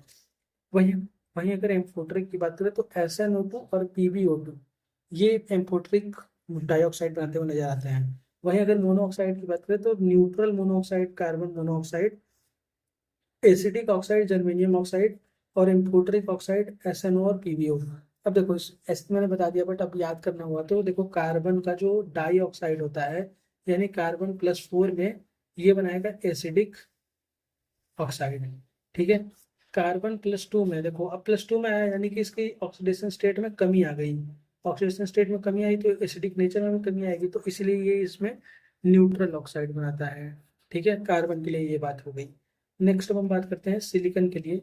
सिलिकॉन+2 में सिर्फ और सिर्फ हाई टेम्परेचर पे एग्जिस्ट करता है, तो सिलिकॉन+2 की ज़्यादा बात हम करते नहीं हैं।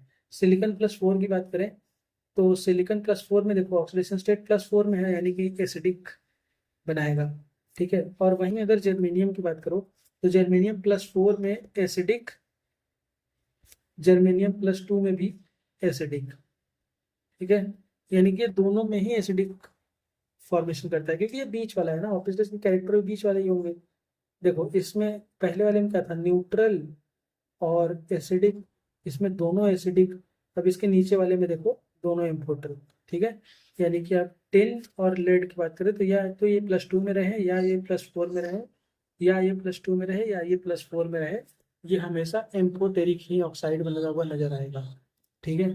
यहाँ पर आप देख सकते हैं, एक बार फिर से मैं दिखाता हूँ, acidic CO2 SiO2 GeO2, amphoteric SnO2 PbO2। Monoxide में न्यूट्रल की बात करें तो कार्बन मोनोऑक्साइड, एसिडिक में जर्मेनियम ऑक्साइड और टिन में लेड ऑक्साइड और टिन ऑक्साइड, ठीक है। यहाँ पर प्रॉब्लम 11.5 भी देख लेते हैं। तो select the member of the group 14 that forms the most acidic dioxide. अब मैंने मोस्ट एसिडिक का ऑर्डर बताया था कि CO2 सबसे ज़्यादा, फिर SiO2, फिर GeO2। तो सबसे ज़्यादा एसिडिक कौन बनाएगा, कार्बन। देखो यहाँ पर पहले का सोल्यूशन कार्बन है, ठीक है। नेक्स्ट कह रहा है कि select the member of the group 14 that is commonly found in +2 oxidation state. अब देखो +2 ऑक्सीडेशन स्टेट की स्टेबिलिटी डाउन द ग्रुप बढ़ती है, तो यानी कि सबसे नीचे वाला सबसे ज़्यादा +2 में पाया जाएगा। तो सबसे नीचे वाला कौन है, टिन, अरे सॉरी लेड, माफ करना, हाँ शंकर पार्वती ना, हाँ। देखो लेड, Pb जो है वो +2 में सबसे ज़्यादा स्टेबल होगा, तो इसीलिए Pb+2 ऑक्सीडेशन स्टेट में सबसे ज़्यादा पाया जाएगा, ठीक है। वहीं अगर सेमीकंडक्टर्स की बात करें तो जर्मेनियम और सिलिकॉन, मैंने पहले ही बताया था कि इनको सेमीकंडक्टर्स के लिए यूज किया जाता है, तो सिलिकॉन और जर्मेनियम, ये NCERT का प्रॉब्लम है, ठीक है। ये भी देखो कि कैसा नहीं सॉल्व हो गया है ना। नेक्स्ट अब हम बात करते हैं रिएक्टिविटी टुवर्ड्स वाटर की। तो कार्बन, सिलिकॉन और जर्मेनियम कभी भी वाटर से अफेक्ट नहीं होते हैं। क्यों, क्योंकि कार्बन देखो ऑलरेडी कार्बन यार 4 बॉन्ड बना चुका है, तो कार्बन को और वाटर की जरूरत तो है नहीं, कार्बन नहीं रिएक्ट करेगा। सिलिकॉन और जर्मेनियम में ना बहुत ही थिन ऑक्साइड का लेयर बन जाता है, जिसकी वजह से ये लोग वाटर से अफेक्ट नहीं होते हैं, लेकिन ये स्पेसिफाई नहीं किया हुआ NCERT में, इसलिए मैंने लिखा नहीं है। बट मैं बता रहा हूँ कि सिलिकॉन और जर्मेनियम जो है वो वाटर से अफेक्ट नहीं होते, क्योंकि थिन ऑक्साइड का लेयर बना लेते हैं, ठीक है। नेक्स्ट अब हम अगर बात करें तो टिन जो है यानी लेड जो है, सॉरी टिन SN जो है वो स्टीम में डिकम्पोज होकर के डाइऑक्साइड और डाइहाइड्रोजन गैस बनाता है, यानी SN को H2O में डाल दो तो SnO2 यानी कैसिटेराइट का फॉर्मेशन हो गया और 2H2 का फॉर्मेशन हो गया, ठीक है। यानी ये जिससे बना था, ये टिन जिससे बना था इसने उसी को फिर से पैदा कर दिया, तो SnO2 का एसिटाइट वाटर से रिएक्ट करके बन जाता है, ठीक है, और डाइहाइड्रोजन गैस इवॉल्व होता है, ठीक है। नेक्स्ट अगर बात करें लेड, जो लेड भी कभी भी वाटर से रिएक्ट नहीं करता है, ये भी अनअफेक्टेड होता है वाटर से, क्योंकि ऑक्साइड की फिल्म का फॉर्मेशन हो जाता है इसके अराउंड, ठीक है। तो यानी कि कार्बन, सिलिकॉन, जर्मेनियम और लेड कभी वाटर से रिएक्ट नहीं करते हैं। वही टिन जो है इकलौता ऐसा प्राणी है जो कि वाटर से रिएक्ट करता है, और ये SnO2 और डाइहाइड्रोजन गैस रिलीज करता है। वहीं अगर बात करें रिएक्टिविटी टुवर्ड्स हैलोजन की, तो हैलोजन में these elements can form halide of the formula MX2 and MX4। जब +2 ऑक्सीडेशन स्टेट दिखाएंगे तो MX2, जब +4 ऑक्सीडेशन स्टेट दिखाएंगे तो MX4, ठीक है। कार्बन के अलावा सभी मेंबर जो है वो डायरेक्टली हैलाइड बनाते हैं रिएक्ट करके, लेकिन कार्बन जो है वो डायरेक्टली हैलाइड नहीं बनाता है, क्योंकि वो बहुत वायलेंट रिएक्शन होता है, इसलिए उसको स्टेप वाइज रिएक्शंस में किया जाता है, ठीक है। Most MX4 are covalent in nature, sp3 hybridized and shaped is tetrahedral। अब देखो MX4 कोवेलेंट नेचर का क्यों है, क्योंकि मेटल जो है वो जो तुम्हारा एलिमेंट है वो +4 ऑक्सीडेशन स्टेट दिखाता है। +4 ऑक्सीडेशन स्टेट दिखाता है यानी चार्ज ज्यादा, साइज छोटा, तो चार्ज बाई साइज रेशियो ज्यादा, चार्ज बाई साइज रेशियो ज्यादा यानी कोवेलेंट कंपाउंड, कोवेलेंट कैरेक्टर ज्यादा, अकॉर्डिंग टू फजान्स ने पहले ही बताया था। sp3 हाइब्रिडाइज होते हैं ऑब्वियसली, जो MX4 होंगे टाइप के वो sp3 ही हाइब्रिडाइज होंगे, और उनका शेप टेट्राहेड्रल होगा, क्योंकि इनमें कोई भी लोन पेयर नहीं है, तो शेप और ज्योमेट्री में कोई डिफरेंस आएगा नहीं है, ठीक है। अब एक्सेप्ट बात करें SnF4 और PbF4 जो है वो आयनिक नेचर के होते हैं। अभी मैंने बताया कि MX4 वाले कोवेलेंट होते हैं, sp3 हाइब्रिडाइज होते हैं, शेप इनका टेट्राहेड्रल होता है, लेकिन अभी बता रहा है कि SnF4 और PbF4 जो है वो आयनिक नेचर के होते हैं। अच्छा, वैसा क्यों होता है ये सोचो। आयनिक नेचर किस लिए होते हैं, क्योंकि Sn जो है वो मेटेलिक हो जाता है, अभी मैंने बताया था, और Pb भी मेटेलिक हो जाता है। देखो मेटेलिक और ये हैलाइड्स जो है ये तो नॉन मेटल है, प्योरली नॉन मेटल है, तो नॉन मेटल और नॉन मेटल के बीच की बॉन्डिंग कैसी हुई, आयनिक, ठीक है। यानी कि टिन और लेड जो है वो मेटेलिक कैरेक्टर शो करते हुए नजर आते हैं। अभी हमने इसकी बात कहाँ पर करी थी, यहाँ पर, sorry sorry sorry sorry sorry sorry sorry, यहाँ पर मेल्टिंग पॉइंट, यहाँ पर देखो carbon, silicon non metal, germanium जो है मेटलाइट, और टिन और लेड सॉफ्ट मेटल्स होते हैं, ठीक है। अब वहीं पर हम इधर आ जाते हैं, यहाँ पर हम बात करते हैं स्नैप और PbI पर। अब देखो PbI4 एग्जिस्ट नहीं करता है, लेकिन PbI2 करता है। PbI4 क्यों नहीं एग्जिस्ट करता है, क्योंकि लेड जो है वो +4 ऑक्सीडेशन स्टेट में स्टेबल नहीं होता है, पहला रीजन।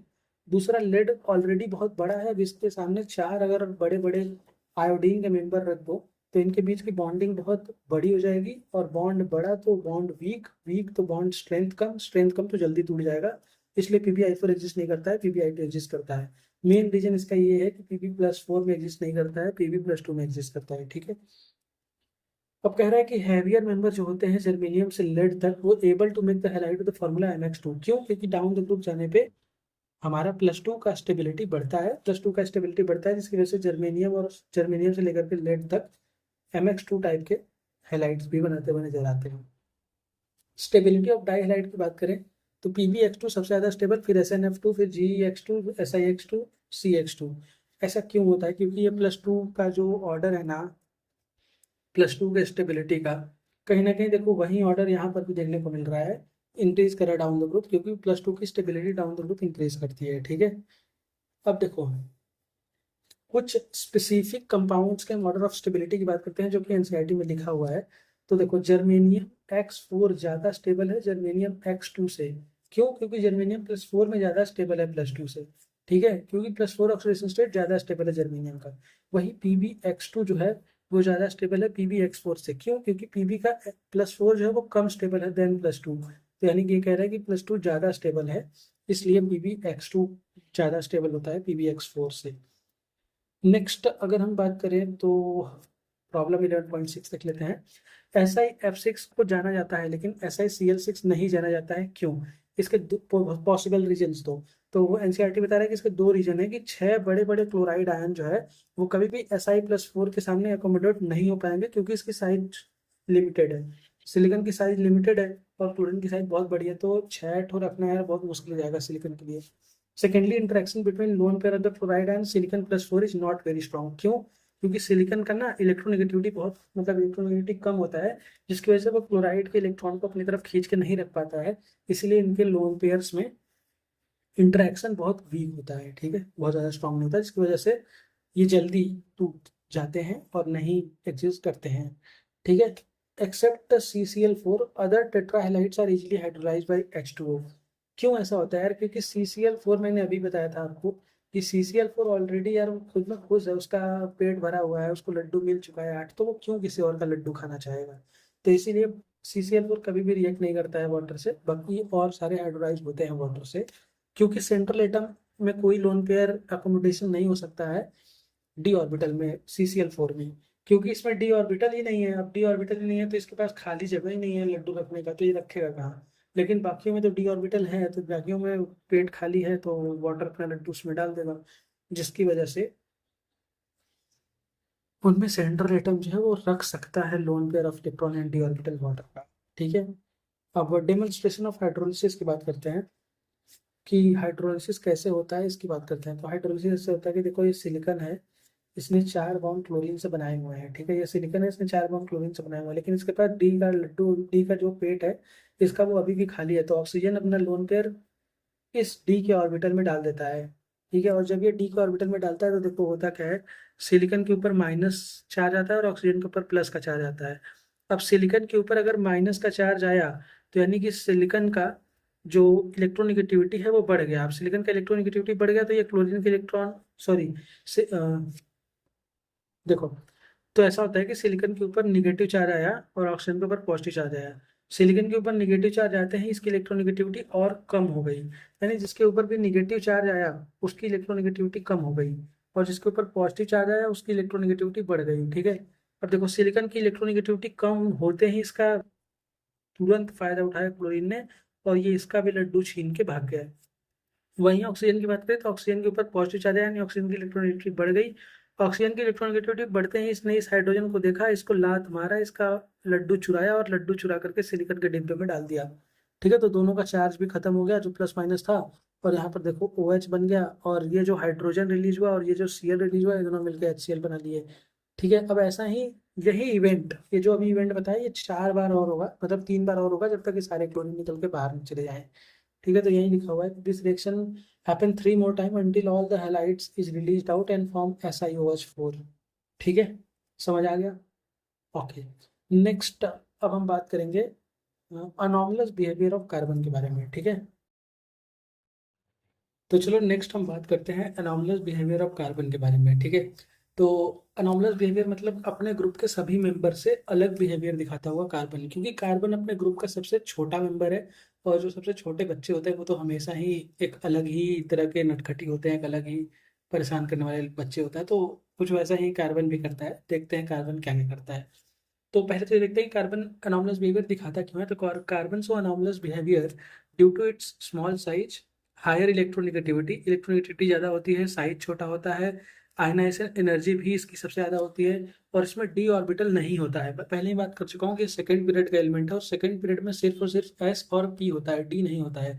जबकि वहीं थर्ड पीरियड के एलिमेंट्स में बात करें तो एस भी होता है, पी भी होता है, और डी भी होता है। ठीक है, नेक्स्ट अगर बात करें तो it can accommodate only 4 electron, hence so only 4 covalency. ठीक है, अब देखो इसमें सिर्फ 4 इलेक्ट्रॉन क्यों रह सकते हैं, इसमें 4 से ज्यादा क्यों नहीं रह सकते? इसका रीजन ये रहा, क्योंकि इसमें डी ऑर्बिटल नहीं होता है, इसलिए सिर्फ और सिर्फ 4 ही कोवेलेंसी ही दिखाता हुआ नजर आता है, यानी सिर्फ ये 4 बॉन्ड बनाता हुआ ही आपको नजर आएगा। ठीक है, अब कार्बन के पास एक बहुत यूनिक एबिलिटी होती है कि वो पी पाई मल्टीपल बॉन्डिंग फॉर्मेशन कर सकता है, खुद से भी और दूसरे एटम से भी, जो इसके साइज के होते हैं या फिर इससे थोड़े से छोटे साइज के और बहुत ज़्यादा इलेक्ट्रोनेगेटिविटी जिनकी होती है उनके साथ। फॉर एग्जांपल अगर देखो तो carbon carbon double bond, carbon carbon triple bond बना सकता है, कार्बन डबल बॉन्ड ऑक्सीजन के साथ बना सकता है, कार्बन डबल बॉन्ड सल्फर के साथ बना सकता है, और कार्बन ट्रिपल बॉन्ड नाइट्रोजन के साथ बना सकता है। लगभग लगभग देखो, अगर तुम तो डबल मल्टीपल बॉन्डिंग फॉर्मेशन कर रहे हैं ना, पी पाई का मल्टीपल फॉर्मेशन बॉन्डिंग करता हुआ नजर आता है, इसलिए इसको एक यूनिक एबिलिटी बताई गई है इसकी। बाकी तुम सल्फर का कभी भी ऐसा डबल, सॉरी, सिलिकॉन का कभी भी ऐसा डबल बॉन्ड नहीं देखोगे, कभी भी बाकियों का भी कोई डबल बॉन्ड नहीं देखोगे। अच्छा, इंपॉर्टेंट क्या है कि हैवियर एलिमेंट कभी भी पी पाई बॉन्ड नहीं बनाते हैं। ठीक है, क्योंकि उनका एटॉमिक ऑर्बिटल जो होता है वो बहुत ही ज़्यादा लार्ज होता है और बहुत ज़्यादा डिफ्यूज होता है। अब देखो, लार्ज होता है एटॉमिक ऑर्बिटल, तो उससे क्या हुआ, उससे ये हुआ कि ये कभी भी ना स्टेबल डबल बॉन्ड नहीं बना सकते हैं पी पाई का, और उनके इलेक्ट्रॉनिक ऑर्बिटल जो होते हैं वो डिफ्यूज होते हैं, जिसमें पी और डी में डिफरेंस कर पाना बहुत मुश्किल हो जाता है, इसलिए उसको नाम नहीं देते हम पी पाई डबल बॉन्ड का। ठीक है, नेक्स्ट प्रॉपर्टीज की हम बात करते हैं जो है कैटेनेशन की प्रॉपर्टी। तो ऐसी टेंडेंसी कार्बन की जिससे वो अपने जैसे और अदर कार्बन से कोवेलेंट बॉन्ड का फॉर्मेशन करके चेन और रिंग का फॉर्मेशन करते हैं, उसे कैटेनेशन कहते हैं। यानी कार्बन अपने जैसे कई सारे कार्बन से अटैच होके एक चेन, ये जैसे कि ये चेन बन गया, और ऐसे ही अगर देखा जाए तो कार्बन रिंग का फॉर्मेशन भी कर सकता है। ठीक है, यानी कि यहाँ पर देखो कार्बन ने रिंग का फॉर्मेशन कर दिया, तो यानी कि चेन बना ले या रिंग बना ले खुद से ही कार्बन बॉन्डिंग करके, कोवेलेंट बॉन्डिंग करके, तो उसे कैटेनेशन की प्रॉपर्टी बोलते हैं। ठीक है, और सिर्फ कार्बन के लिए नहीं, बाकियों के लिए भी होता है कैटेनेशन। बट कार्बन कार्बन का बॉन्ड ना बहुत स्ट्रांग होता है, और डाउन द ग्रुप ये जो स्ट्रांग होने की, बॉन्ड स्ट्रांग होने की टेंडेंसी, जो कैटेनेशन की टेंडेंसी है, ये डिक्रीज करती है। क्यों? क्योंकि साइज बढ़ता जाता है, और जैसे जैसे साइज बढ़ेगा वैसे वैसे इलेक्ट्रोनेगेटिविटी डिक्रीज होगी। इलेक्ट्रोनेगेटिविटी डिक्रीज होगी यानी कि दूसरे वाले इलेक्ट्रॉन को पकड़ पकड़ पाने की क्षमता जो है वो बहुत कम होती जाएगी। अब जब ये वाला इलेक्ट्रॉन अब जब ये वाला इलेक्ट्रॉन आप पकड़ ही नहीं पाओगे तो ये तो बॉन्ड टूट जाएगा, बॉन्ड वीक हो जाएगा। तो जो बॉन्ड वीक हो जाएगा तो कभी भी आप कैटेनेशन तो दिखा नहीं पाओगे। इसलिए कार्बन जो है सबसे ज्यादा कैटेनेशन दिखाता हुआ नजर आता है, फिर सिलिकॉन, फिर जर्मेनियम, और कहीं ना कहीं जर्मेनियम और टिन का जो है वो सेम ही कैटेनेशन की प्रॉपर्टी देखने को मिलती है। ये टेंडेंसी टू शो कैटेनेशन का एक ऑर्डर है। ठीक है, अब ऑर्डर तो मैंने चलो लिख दिया, ये एनसीईआरटी में ऑर्डर ऐसे दी हुई है, बट एनसीईआरटी में एक चार्ट भी दिया हुआ है जहाँ पे बॉन्ड और बॉन्ड इंथैल्पी के बारे में बात करी है। तो कार्बन कार्बन सिंगल बॉन्ड जो है वो 348 किलो जूल्स की बॉन्ड इंथैल्पी रखता है। सिलिकॉन सिलिकॉन 297, जर्मेनियम जर्मेनियम 260, और टिन टिन 240। यानी कि यहाँ पर भी कुछ ऐसा ऑर्डर होना चाहिए था, लेकिन एनसीईआरटी ने ऐसे इक्वल लिया है तो हम उसको इक्वल ही मान के चलेंगे। कभी भी ऐसा ऑर्डर पूछता नहीं है, बट स्टिल अगर ये वाला ऑप्शन है तो भी टिक सही करेंगे, और अगर ये वाला ऑप्शन नहीं है, ये वाला ऑप्शन है, तो इसको भी टिक सही करेंगे। ठीक है, नेक्स्ट अगर बात करें तो एक्सेप्शन में लेड कभी भी कैटेनेशन नहीं बनाता है। क्योंकि लेड नहीं बनाता? क्योंकि भाई बहुत बड़ा हो जाता है लेड। ठीक है, जब लेड बहुत बड़ा हो जाएगा तो इसमें बॉन्ड स्ट्रेंथ लेड और लेड के बीच में बहुत वीक हो जाएगा, और जब बहुत वीक बॉन्ड स्ट्रेंथ होगा तो जल्दी टूट जाएगा, यानी कि वो कभी कैटेनेशन नहीं दिखा पाएगा। ठीक है, नेक्स्ट अगर बात करें due to property of catenation and p pi bond formation, carbon ना एलोट्रोपिक फॉर्म भी दिखाता है बहुत सारे। कार्बन बहुत सारे इलेक्ट्रोपिक फॉर्म दिखाता है, किसकी वजह से? कैटनेशन की प्रॉपर्टी और पी पाई बॉन्ड फॉर्मेशन की प्रॉपर्टी, मल्टीपल बॉन्ड फॉर्मेशन की प्रॉपर्टी से वो कहीं ना कहीं एलोट्रोपिक फॉर्म दिखाता है। और अब हम एलोट्रोपिक फॉर्म की ही बात करेंगे। नेक्स्ट हम बात करते हैं एलोट्रॉप्स ऑफ कार्बन। तो एलोट्रॉप क्या होते हैं? Carbon exist in many allotropic form both in crystalline and amorphous. देखो क्रिस्टलाइन क्या होते हैं? क्रिस्टल क्रिस्टल क्रिस्टल, और अमॉर्फस क्या होते हैं? Powder powder powder powder powder. ठीक है, तो यानी कि कार्बन जो है वो पाउडर इस फॉर्म में भी एलोट्रॉपिक फॉर्म दिखाता है, और क्रिस्टलाइन फॉर्म में भी एलोट्रॉपिक फॉर्म दिखाता है। बट एनसीईआरटी में हम सिर्फ और सिर्फ क्रिस्टलाइन फॉर्म वाले की ही बात करेंगे, अमॉर्फस वाले की बात नहीं करेंगे, क्योंकि अमॉर्फस ज्यादा मेंशन्ड नहीं होता है। ठीक है, नेक्स्ट अब हम बात करते हैं डायमंड और ग्रेफाइट जो है वो दो बहुत ज्यादा जाने माने क्रिस्टलाइन फॉर्म ऑफ कार्बन होते हैं। ठीक है, यानी डायमंड और ग्रेफाइट जो है वो crystalline allotropic form of carbon है। ठीक है, वो अमॉर्फस नहीं है, वो क्रिस्टलाइन है। ठीक है, अब वही फुलरीन्स की बात करें तो फुलरीन जो है वो third form of the carbon है।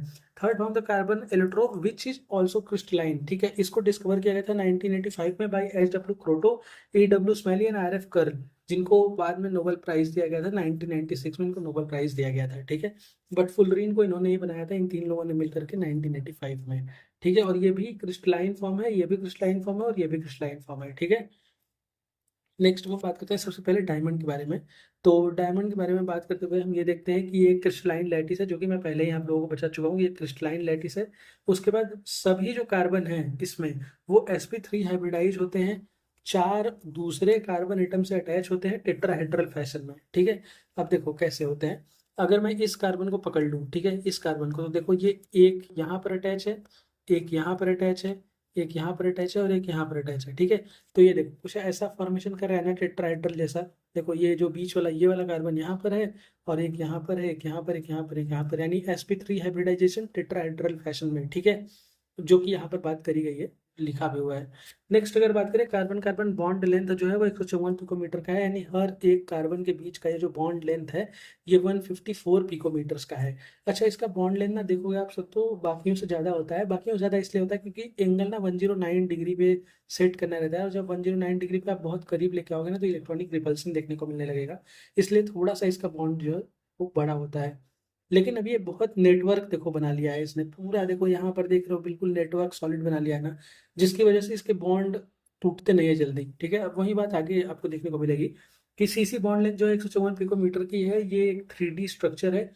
ऑब्वियसली टेट्राहेड्रल जो है वो 3D स्ट्रक्चर है ना, टेट्राहेड्रल को हमने हमेशा 3D स्ट्रक्चर में इमेजिन किया है, तो इसलिए ये एक 3D स्ट्रक्चर है, इसमें डायरेक्शनल कोवेलेंट बॉन्ड है, ये सब कोवेलेंट बॉन्ड है, ठीक है। नेक्स्ट अगर बात करें तो कह रहा है कि it is difficult to break extended covalent bonding, that's why it's the hardest substance on the earth. यानी कि इसका जो ये देखो बिल्कुल नेटवर्क बन रहा है, अब इसको तोड़ना बहुत मुश्किल हो जाता है, क्योंकि ये देखो स्टेबल भी तो हो जाता है ना, 109 डिग्री पे ये स्टेबल हो जाता है, और बहुत अच्छा स्टेबिलिटी के कारण ये नेटवर्क बना लेता है, जिसकी वजह से इसको तोड़ पाना बहुत मुश्किल है। देखो तुम यहाँ से तोड़ोगे, यहाँ से तोड़ोगे, यहाँ से तोड़ोगे, यहाँ से तोड़ोगे, तब ना जाकर के ये फ्री होगा। यानी इसको 4 जगह से तोड़ना पड़ेगा, तब जाकर के आप एक कार्बन एटम को फ्री कर पाओगे, इसलिए ये बहुत डिफिकल्ट हो जाता है। It is difficult to break extended covalent bonding, that's why it's the hardest substance on the earth. यानी डायमंड को hardest substance on the earth NCERT ने बताया है। नेक्स्ट बात करें, use an abrasive for sharpening hard tools. अच्छा, abrasive क्या होता है, आपने रेत देखा होगा कभी, उस पे ना ऐसे ऐसे मार्किंग होती है बहुत, मतलब वो ऐसे होता है हैंडल जैसा इसको पकड़ने के लिए यहाँ पर, ठीक है, और इस पे बहुत ऐसे ऐसे ऐसे ऐसे ऐसे ऐसे ऐसे मार्किंग होती है। इससे ना कुछ भी चीज़ें साफ करने के लिए बहुत इस्तेमाल किया जाता है, तो डायमंड को एब्रेसिव की तरह यूज़ किया जाता है हार्ड टूल्स को साफ करने के लिए। इसको डाई बनाने के लिए यूज़ किया जाता है, मैन्युफैक्चर किया जाता है टंगस्टन फिलामेंट। जब टंगस्टन फिलामेंट की मैन्युफैक्चरिंग होती है तो वहाँ भी यूज किया जाता है इलेक्ट्रिक बल्ब्स में, ठीक है। नेक्स्ट अगर बात करें तो ये एक नेटवर्क सॉलिड है, और इसमें कोई भी फ्री या मोबाइल इलेक्ट्रॉन नहीं है। फ्री या मोबाइल इलेक्ट्रॉन कब होते हैं, जब आपके पास पाई बॉन्ड आ जाए, तो आप समझ जाओ कि वहां पर आपको फ्री या मोबाइल इलेक्ट्रॉन देखने को मिलेंगे। अब देखो ये एक नेटवर्क सॉलिड है, नेटवर्क सॉलिड आपको दिख रहा है ना, ये देखो, और डायमंड तो सॉलिड सब जानते हैं यार, नेटवर्क बना रहा है ये भी तुम्हें पता ही चल गया अभी। तो जो भी नेटवर्क सॉलिड होते हैं ना, वो बहुत गुड कंडक्टर ऑफ हीट होते हैं। देखो हीट जैसे क्या समझो, इसको अगर तुमने हीट दिया, ये वाइब्रेट किया, ये वाइब्रेट किया, तो ये वाइब्रेट किया, ये वाइब्रेट किया, ये वाइब्रेट किया, तो बहुत जल्दी हीट जो है ट्रांसफर हो जाएगी थ्रू आउट द मॉलिक्यूल, ठीक है। तो जो भी नेटवर्क सॉलिड होते हैं वो बहुत अच्छे कंडक्टर ऑफ हीट होते हैं। लेकिन अब इसमें कोई भी फ्री इलेक्ट्रॉन नहीं है, कोई भी फ्री इलेक्ट्रॉन नहीं है, तो ये बहुत ही बैड कंडक्टर ऑफ इलेक्ट्रिसिटी हो जाते हैं। यानी आप डायमंड से इलेक्ट्रिसिटी नहीं पास करा सकते, लेकिन डायमंड से हीट आप पास करा सकते हो, ठीक है। नेक्स्ट अब यहाँ पर प्रॉब्लम 11.7 देख लेते हैं। कह रहा है कि डायमंड एक कोवेलेंट कंपाउंड है, फिर भी इसका बहुत हाई मेल्टिंग पॉइंट है। ऐसा क्यों होता है, क्योंकि डायमंड ना 3 dimensional network involving strong carbon carbon bond which are very difficult to break and in turn has high melting point, ठीक है। और वहीं यार की नेटवर्क सॉलिड है, इसलिए इसका मेल्टिंग पॉइंट बहुत ज़्यादा होता है, यही बात करी है उसने, ठीक है, जो कि मैं पहले ही बता चुका हूँ। नेक्स्ट हम बात करते हैं ग्रेफाइट के बारे में। तो ग्रेफाइट भी एक लेयर्ड स्ट्रक्चर है, जिसको वैंडरवाल फोर्सेस ने एक दूसरे के ऊपर टिका रखा है, और दो लेयर के बीच का डिस्टेंस 340 पिकोमीटर। अब देखो इतना बोल तो दिया, बट अब समझो, देखो एक लेयर देखो ये हो गया, फिर एक लेयर ये हो गया, फिर एक लेयर ये हो गया, ठीक है। अब इसके बीच में देखो ये जो फोर्स जो तुम्हें ऐसे ऐसे ऐसे ऐसे दिखाई गई है ना, ये वैंडर वाल फोर्स है, और वैंडर वाल फोर्स थोड़ी वीक होती है, बट स्टिल ये इसको लेयर्ड फॉर्म में रखने में काम आ जाती है। यानी कि अगर बात करें डायमंड जो है वो नेटवर्क सॉलिड है, वहीं अगर ग्रेफाइट की बात करें तो वो एक लेयर्ड सॉलिड है, ठीक है। देखो लेयर्ड स्ट्रक्चर है वैंडर वाल फोर्सेस से, और हर एक लेयर के बीच का जो डिफरेंस है, जो डिस्टेंस है, वो 340 पिकोमीटर का है, ठीक है। हर लेयर जो है वो प्लेनर हेक्सागोनल रिंग से बना हुआ है। अगर देखो नहीं दिख रहा है तो यहाँ पर देखो, देखो ये हेक्सागोनल रिंग बन गया ना, तो ये प्लानर हेक्सागोनल रिंग का फॉर्मेशन करता है, देखो इधर देख लिया, हेक्सागोनल रिंग बनाना। तो यही कह रहा है कि ये एक प्लानर हेक्सागोनल रिंग बनाता है। जब प्लानर क्यों बनाता है, ये आगे हम अभी बात कर लेंगे कि क्यों बनाता है। और इसमें ये बता रहा है कि हर एक कार्बन कार्बन का बॉन्ड लेंथ 141.5 पिकोमीटर होता है। तो यहाँ पर ये देखो, इस और इस कार्बन के बीच का जो बॉन्ड लेंथ है, ये 141.5 पिकोमीटर का है, ठीक है। और वहीं अगर डायमंड की बात करो तो वहां पर 143 पिकोमीटर का था, ठीक है। नेक्स्ट अब हम बात करें, हर एक कार्बन जो है वो sp2 हाइब्रिडाइज होता है, 3 सिग्मा 3 कार्बन, और चौथा जो है वो पाई बॉन्ड होता है, डीलोकलाइजेशन ऑफ इलेक्ट्रॉन देखने को मिलता है। अब देखो यहाँ पर मैं सब स्ट्रक्चर से आपको समझाता हूँ, वो सब पढ़ो मत, इधर देखो, ये हो गया आपका, ठीक है। ये अगर इस इलेक्ट्रॉन को अगर इस कार्बन एटम को कंसिडरेशन में ले, तो इधर देखो 1 2 और 3, ये 3 बॉन्डिंग बनाया ना इसने, तो 3 बॉन्डिंग बनाया, तो यानी कि sp3 हाइब्रिडाइज है, क्योंकि इसमें sp2 हाइब्रिडाइज है, क्योंकि इसमें कोई भी लोन पेयर तो है नहीं, तो जितने बॉन्ड उतना हाइब्रिडाइजेशन हो जाएगा इसका sp2। अब देखो होता क्या है कि कहीं से बीच का पढ़ते हैं जहाँ पे थोड़ा स्पेस हो, हाँ यहाँ पर देखते हैं, देखो ये कार्बन एटम इसके साथ सिंगल बॉन्ड, इसके साथ सिंगल बॉन्ड, इसके साथ सिंगल बॉन्ड बनाया है, ठीक है। अभी इसके पास एक बचा हुआ है, इसके पास भी एक बचा हुआ है, इसके पास भी एक बचा हुआ है और इसके पास भी एक इलेक्ट्रॉन बचा हुआ है। अब होता क्या है, होता ये है कि ये वाला जो इलेक्ट्रॉन है ना, ये इसके साथ कभी कभी इसके साथ कभी इसके साथ शेयर होता रहता है, तो इनके बीच में ना एक डीलोकलाइजेशन ऑफ द इलेक्ट्रॉन देखने को मिलता है, जिसकी वजह से ये कुछ ऐसे dot dot dot dot dot dot dot dot dot dot करके दिखाते हैं, ठीक है। तो ये क्या होता है कि डबल बॉन्ड कैरेक्टरिस्टिक्स भी आ जाता है इसमें हल्का सा, और हल्का सा डबल बॉन्ड कैरेक्टरिस्टिक्स आता है तो बॉन्ड की स्ट्रेंथ बढ़ जाती है, बॉन्ड की स्ट्रेंथ बढ़ती है, बॉन्ड का लेंथ घटता है। तभी देखो डायमंड का लेंथ 143 पिकोमीटर था और वहीं ग्रेफाइट का लेंथ जो है वो 141.5 पिकोमीटर है, ठीक है। बट ये एक पार्शियल डबल बॉन्ड है, ये बात याद रखना, ठीक है। ये एक पार्शियल डबल बॉन्ड है, इसलिए इसमें डीलोकलाइजेशन ऑफ इलेक्ट्रॉन या मूविंग ऑफ इलेक्ट्रॉन देखने को मिलता है, फ्री इलेक्ट्रॉन देखने को मिलता है। अच्छा, जहां पर फ्री इलेक्ट्रॉन होंगे वहां पर इलेक्ट्रिसिटी की कंडक्टेंस बहुत अच्छी देखने को मिलेगी, और ये एक नेटवर्क सॉलिड लेयर्ड सॉलिड है, तो यहाँ पे हीट की कंडक्टेंस भी बहुत अच्छी देखने को मिलेगी, ठीक है। अब देखो वही बात करिए कि it contains mobile electron, that's why they conduct electricity. और ये बहुत सॉफ्ट और अच्छा, अभी ये दो पॉइंट छोड़ते हैं, बताता हूँ अभी इसके बारे में। और देखो यहाँ पर ये कह रहा है कि this is a good conductor of heat and electricity. Heat की कंडक्टिविटी क्यों कर रहा है, क्योंकि एक लेयर्ड सॉलिड है।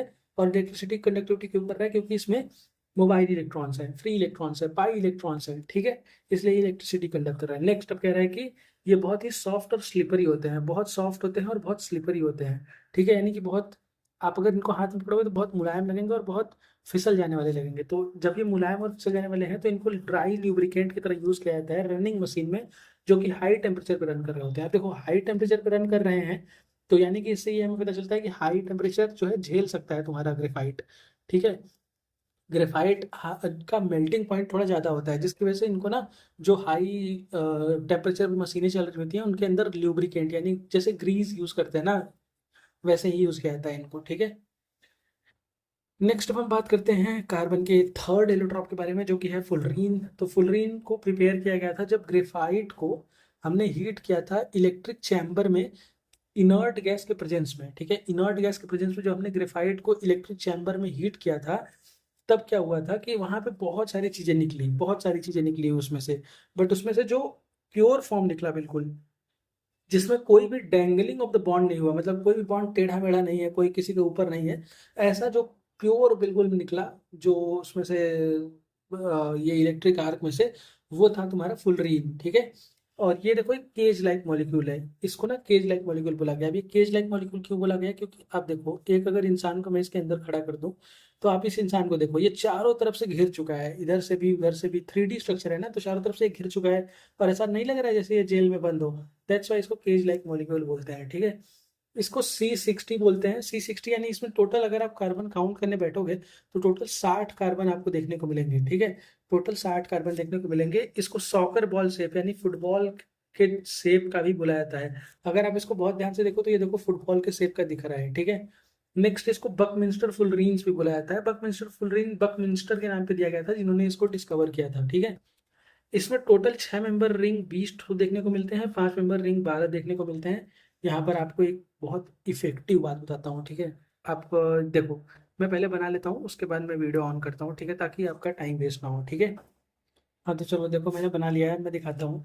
देखो जैसे ये वाला जो है वो 5 मेंबर रिंग है, देखो इसको देख रहे हो, ये देखो ये 5 मेंबर रिंग है ना। अब देखो इसके आसपास कितने मेंबर के रिंग है, ये देखो 6 मेंबर रिंग है, इधर देखो, ये ये 6 मेंबर रिंग हुआ। ये भी देखो 6 मेंबर रिंग है, ठीक है।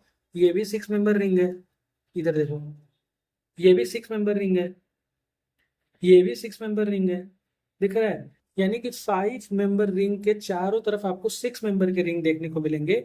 वहीं अगर सिर्फ एक 6 मेंबर के रिंग को कंसीडर करें, मान लो इसको हम कंसीडर कर रहे हैं, 6 मेंबर वाले रिंग को हम कंसीडर कर रहे हैं, ठीक है। ये 6 मेंबर वाले के इस साइड से देखो 5 मेंबर का रिंग है, इस साइड से 6 मेंबर का रिंग है, और इस साइड से भी 6 मेंबर का रिंग है। यानी कि जो 6 मेंबर का रिंग है वो 6 मेंबर के रिंग से भी सराउंडेड है और 5 मेंबर के रिंग से भी सराउंडेड है। लेकिन अगर वहीं 5 मेंबर वाले रिंग की बात करें तो इसके चारों तरफ आपको केवल 6 मेंबर रिंग ही देखने को मिलेगा, ठीक है। तो यही बात देखो अब आगे लिखी हुई है यहाँ पर कि 6 member ring can be fused with both 6 membered और 5 membered, but the 5 member ring always fuse with 6 member ring, ठीक है। यानी कि जो 6 मेंबर के रिंग है वो 6 मेंबर और 5 मेंबर दोनों के साथ फ्यूज हो सकते हैं, जबकि जो 5 मेंबर रिंग है वो सिर्फ और सिर्फ 6 मेंबर के रिंग के साथ ही फ्यूज होता हुआ नजर आएगा। इसलिए 5 मेंबर रिंग का जो नंबर है वो कम होता है 6 मेंबर रिंग से, ठीक है। They undergo sp2 hybridisation with each carbon having 3 sigma bond with other 3 carbon. ठीक है, अब देखो इसमें क्या होता है कि ये वाला जो कार्बन है ना, इसको कंसीडर करते हैं। देखो एक बॉन्ड, दो बॉन्ड, तीन बॉन्ड। ठीक है, तो ये वाला कार्बन ने 3 बॉन्ड बनाया, यानी sp2 हाइब्रिडाइज है। अब देखो इसमें होता क्या है, इसमें एक जगह पे आपको डबल बॉन्ड देखने को मिलता है, फिर यही डबल बॉन्ड कभी यहाँ पर देखने को मिलेगा, कभी यहाँ पर देखने को मिलेगा, यानी इसमें भी आपको रेजोनेंस देखने को मिलता है। ठीक है, अब इसमें रेजोनेंस का फायदा क्या है, अभी हम देखते हैं। ठीक है, द इलेक्ट्रॉन आर डीलोकलाइज्ड, यानी जो पाई इलेक्ट्रॉन है वो डीलोकलाइज तो होंगे, ये भी दिखाया, जो कि इनको एरोमेटिक कैरेक्टर दिखाता है, जो कि इनको एरोमेटिक कैरेक्टर देता है। एरोमेटिक मतलब बहुत अच्छा महकने वाला कैरेक्टर देता है इनको। ठीक है, तो इनके अंदर एरोमा होता है बढ़िया, यानी कि इनके इलेक्ट्रॉन भी डीलोकलाइज हैं। ठीक है, और इसको उसके डीलोकलाइजेशन से इसको एक एरोमेटिक कैरेक्टर मिल रहा है। ठीक है, नेक्स्ट इसमें 60 वर्टिसेस हैं। 60 वर्टिसेस मतलब 60 कोने, occupied by carbon atom contains both single and double bond. अब देखो यहाँ पर ये भी 6, ये एक कार्बन, दो कार्बन, तीन कार्बन, चार कार्बन, पांच कार्बन, छह कार्बन, सात कार्बन, आठ कार्बन, नौ कार्बन, 10 कार्बन, ऐसे अगर आप गिनोगे तो उस पर 60 कार्बन आएंगे। और ये जितने भी कार्बन है ना, ये एक एक कोना बना रहे हैं इसका। ठीक है, तो एक एक कोना बनाया तो टोटल 60 कोने बन गए इसके। ठीक है, यानी 60 वर्टिसेस बन गए। अच्छा, इसमें कह रहा है कि carbon atom contains both single and double bond, यानी इसमें सिंगल बॉन्ड भी देखने को मिलता है और डबल बॉन्ड भी देखने को मिलता है, अभी मैंने बताया। तो देखो, अब सिंगल बॉन्ड का इसका जो लेंथ है वो 143.5 पिकोमीटर है, और जो डबल बॉन्ड का लेंथ है वो 138.3 पिकोमीटर है। ठीक है, नेक्स्ट इनको ना शॉर्ट फॉर्म में बकी बॉल्स भी बोलते हैं। तो यहाँ पर आपका पूरा एलोट्रॉप खत्म होता है। नेक्स्ट हम बात करते हैं अदर इन्फॉर्मेशन के बारे में। अदर इन्फॉर्मेशन में हमें क्या क्या पता है कि ग्रेफाइट जो है वो थर्मोडायनेमिकली मोस्ट स्टेबल एलोट्रॉप माना गया है। यानी ग्रेफाइट को अगर थर्मोडायनेमिकली मोस्ट स्टेबल एलोट्रॉप माना गया है, तो इसका delta H not of formation, जो कि थर्मोडायनेमिक्स में पढ़ते हो, उसके वैल्यू को हमेशा जीरो लिया जाता है। ठीक है, फॉर रेफरेंस। वहीं अगर delta H not value diamond की बात करें तो ये 1.90 किलो जूल्स पर मोल होता है, और वहीं delta H F nought value of fullerenes की बात करें तो 38.1 किलो जूल्स होता है। अच्छा, एक चीज और समझ लो कि ये ना इसका 20 टाइम्स ज्यादा होता है, डायमंड का 20 टाइम्स ज्यादा होता है फुलरीन का डेल्टा एच फॉर्मेशन। ऐसा क्यों होता है, क्योंकि देखो फुलरीन बनाते समय हम इसको इलेक्ट्रिक आर्क में हीट कर रहे हैं ना, तो इसको हीट देके बना रहे हैं, तो ऑब्वियसली इसमें ज्यादा एनर्जी हमने दिया है, ज्यादा एनर्जी इसको बनने में लगा है, तो इसलिए इसकी delta H not value, delta H not formation की वैल्यू ज्यादा है। ठीक है, नेक्स्ट अगर हम बात करें कार्बन ब्लैक की, तो कार्बन ब्लैक को जब आप बर्निंग हाइड्रोकार्बन, यानी हाइड्रोकार्बन को जब आप जलाते हो लिमिटेड सप्लाई ऑफ एयर में, यानी कि एयर की सप्लाई लिमिटेड होनी चाहिए, उसमें जब आप हाइड्रोकार्बन को जलाते हो तो वो कार्बन ब्लैक का फॉर्मेशन करता है। ठीक है, कभी कभी आपने देखा होगा कि जब हम घर में, जब पहले लकड़ी जलाते थे घर में, ठीक है, तो क्या होता था कि लकड़ी को देखो, अगर अच्छी सप्लाई नहीं मिलती थी एयर की, तो वो काला हो जाता था एकदम, फिर उसको कहीं भी आप ऐसे खींच सकते थे उससे लाइन ब्लैक कलर की। ठीक है, उसे कार्बन ब्लैक बोलते हैं। ठीक है, नेक्स्ट चारकोल की बात करें तो charcoal obtained by heating would at high temperature in absence of air.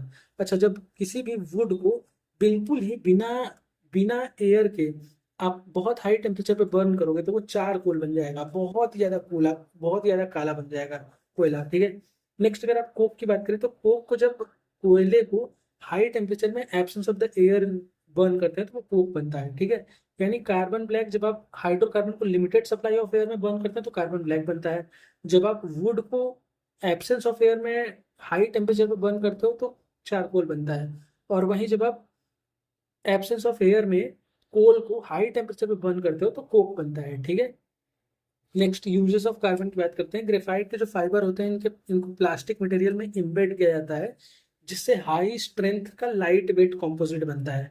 इसको tennis racket, fishing rod, aircraft and canoes में यूज किया जाता है। ग्रेफाइट को ना इलेक्ट्रोड की तरह भी यूज किया जाता है बैटरीज में, इंडस्ट्रियल इलेक्ट्रोलिसिस में। आप जब इलेक्ट्रोलिसिस चैप्टर पढ़ेंगे तो वहाँ पर ज़्यादा आपको क्लियर होगा। और वैसे भी आपने वो एवरीडे वाली बैटरी देखी होगी ना, उसके अंदर ग्रेफाइट ही तो भरा रहता है। ठीक है, नेक्स्ट क्रूसिबल्स की बात करें। क्रूसिबल ऐसे मटेरियल्स होते हैं ना जिनको यूज किया जाता है अल्कली और एसिड को डाइल्यूट करने के लिए, यानी कि डाइल्यूट करने के लिए क्रूसिबल्स का इस्तेमाल किया जाता है। इनको भी ग्रेफाइट से बनाया जाता है। देखो आर इनर्ट, ये क्रूसिबल जो होते हैं वो इनर्ट होते हैं, और ये एसिड और अल्कली को डाइल्यूट करने के लिए यूज किए जाते हैं। ठीक है, नेक्स्ट एक्टिवेटेड चारकोल की बात करें। Activated charcoal being porous, porous मतलब इनके अंदर ना छेद छेद होता है, इनके अंदर बहुत सारा छेद होता है एक्टिवेटेड चारकोल के अंदर। अच्छा, चारकोल कैसे बनता है, क्या आपको याद है चारकोल कैसे बनता है? चारकोल बनता है जब हम वुड को एब्सेंस ऑफ एयर में हाई टेम्परेचर पे हीट करते हैं तो चारकोल बन जाता है। ठीक है, इस ये पोरस होता है और ये पॉइजनस गैस को अब्जॉर्ब करने में काम आता है, इसको वाटर फिल्टर में, एसी में यूज किया जाता है ताकि डस्ट और अडर को रिमूव किया जा सके। ठीक है, एक्टिवेटेड चारकोल को फेस वॉश में भी यूज किया जाता है ताकि आपके फेस के डर्ट को साफ किया जा सके, पोरस नेचर होता है इसलिए। ठीक है, वही कार्बन ब्लैक की अगर बात करें तो कार्बन ब्लैक कैसे बनता है, क्या आपको याद है कार्बन ब्लैक कैसे बनता है? इधर देखो, यहाँ पर हमने बात करी थी कार्बन ब्लैक कैसे बनता है। जब आप हाइड्रोकार्बन को लिमिटेड सप्लाई ऑफ एयर में यूज कर बर्न करते हो तो कार्बन ब्लैक बन जाता है। अब कार्बन ब्लैक का काम क्या है? इसका नाम ही है कार्बन ब्लैक, तो ऑब्वियसली ब्लैक कलर का होगा, तो इसको black pigment used as black pigment in black ink. Black ink बनाने में इसका इस्तेमाल किया जाता है, और ऑटोमोबाइल टायर्स में फिलर्स की तरह भी इसको यूज किया जाता है। ऑब्वियसली यार टायर काले कलर के होते हैं इसलिए इनको कार्बन ब्लैक यूज किया जाता है। वहीं अगर कोक की बात करें तो कोक को फ्यूल की तरह यूज किया जाता है, और largely as a reducing agent in metallurgy. ठीक है, कोक को मेनली फ्यूल की तरह और रिड्यूसिंग एजेंट की तरह यूज किया जाता है। ठीक है, और कोक बनता कैसे है? जब आप कोल को एब्सेंस ऑफ एयर में हाई टेम्परेचर पे हीट करते हो। कार्बन ब्लैक कब बनता है? जब आप हाइड्रोकार्बन को लिमिटेड सप्लाई ऑफ एयर में बर्न करते हो। एक्टिवेटेड चारकोल कब बनता है? चारकोल बनता है जब आप वुड को एब्सेंस ऑफ एयर में हीट करते हो। ठीक है, नेक्स्ट डायमंड जो है वो प्रीसियस स्टोन है, इसको ज्वेलरी में यूज किया जाता है और इसको मेजर किया जाता है कैरेट में, जहाँ पर एक carat is equal to 200 milligrams. और इसी के साथ आपका चैप्टर समाप्त होता है। बहुत बहुत धन्यवाद आपका।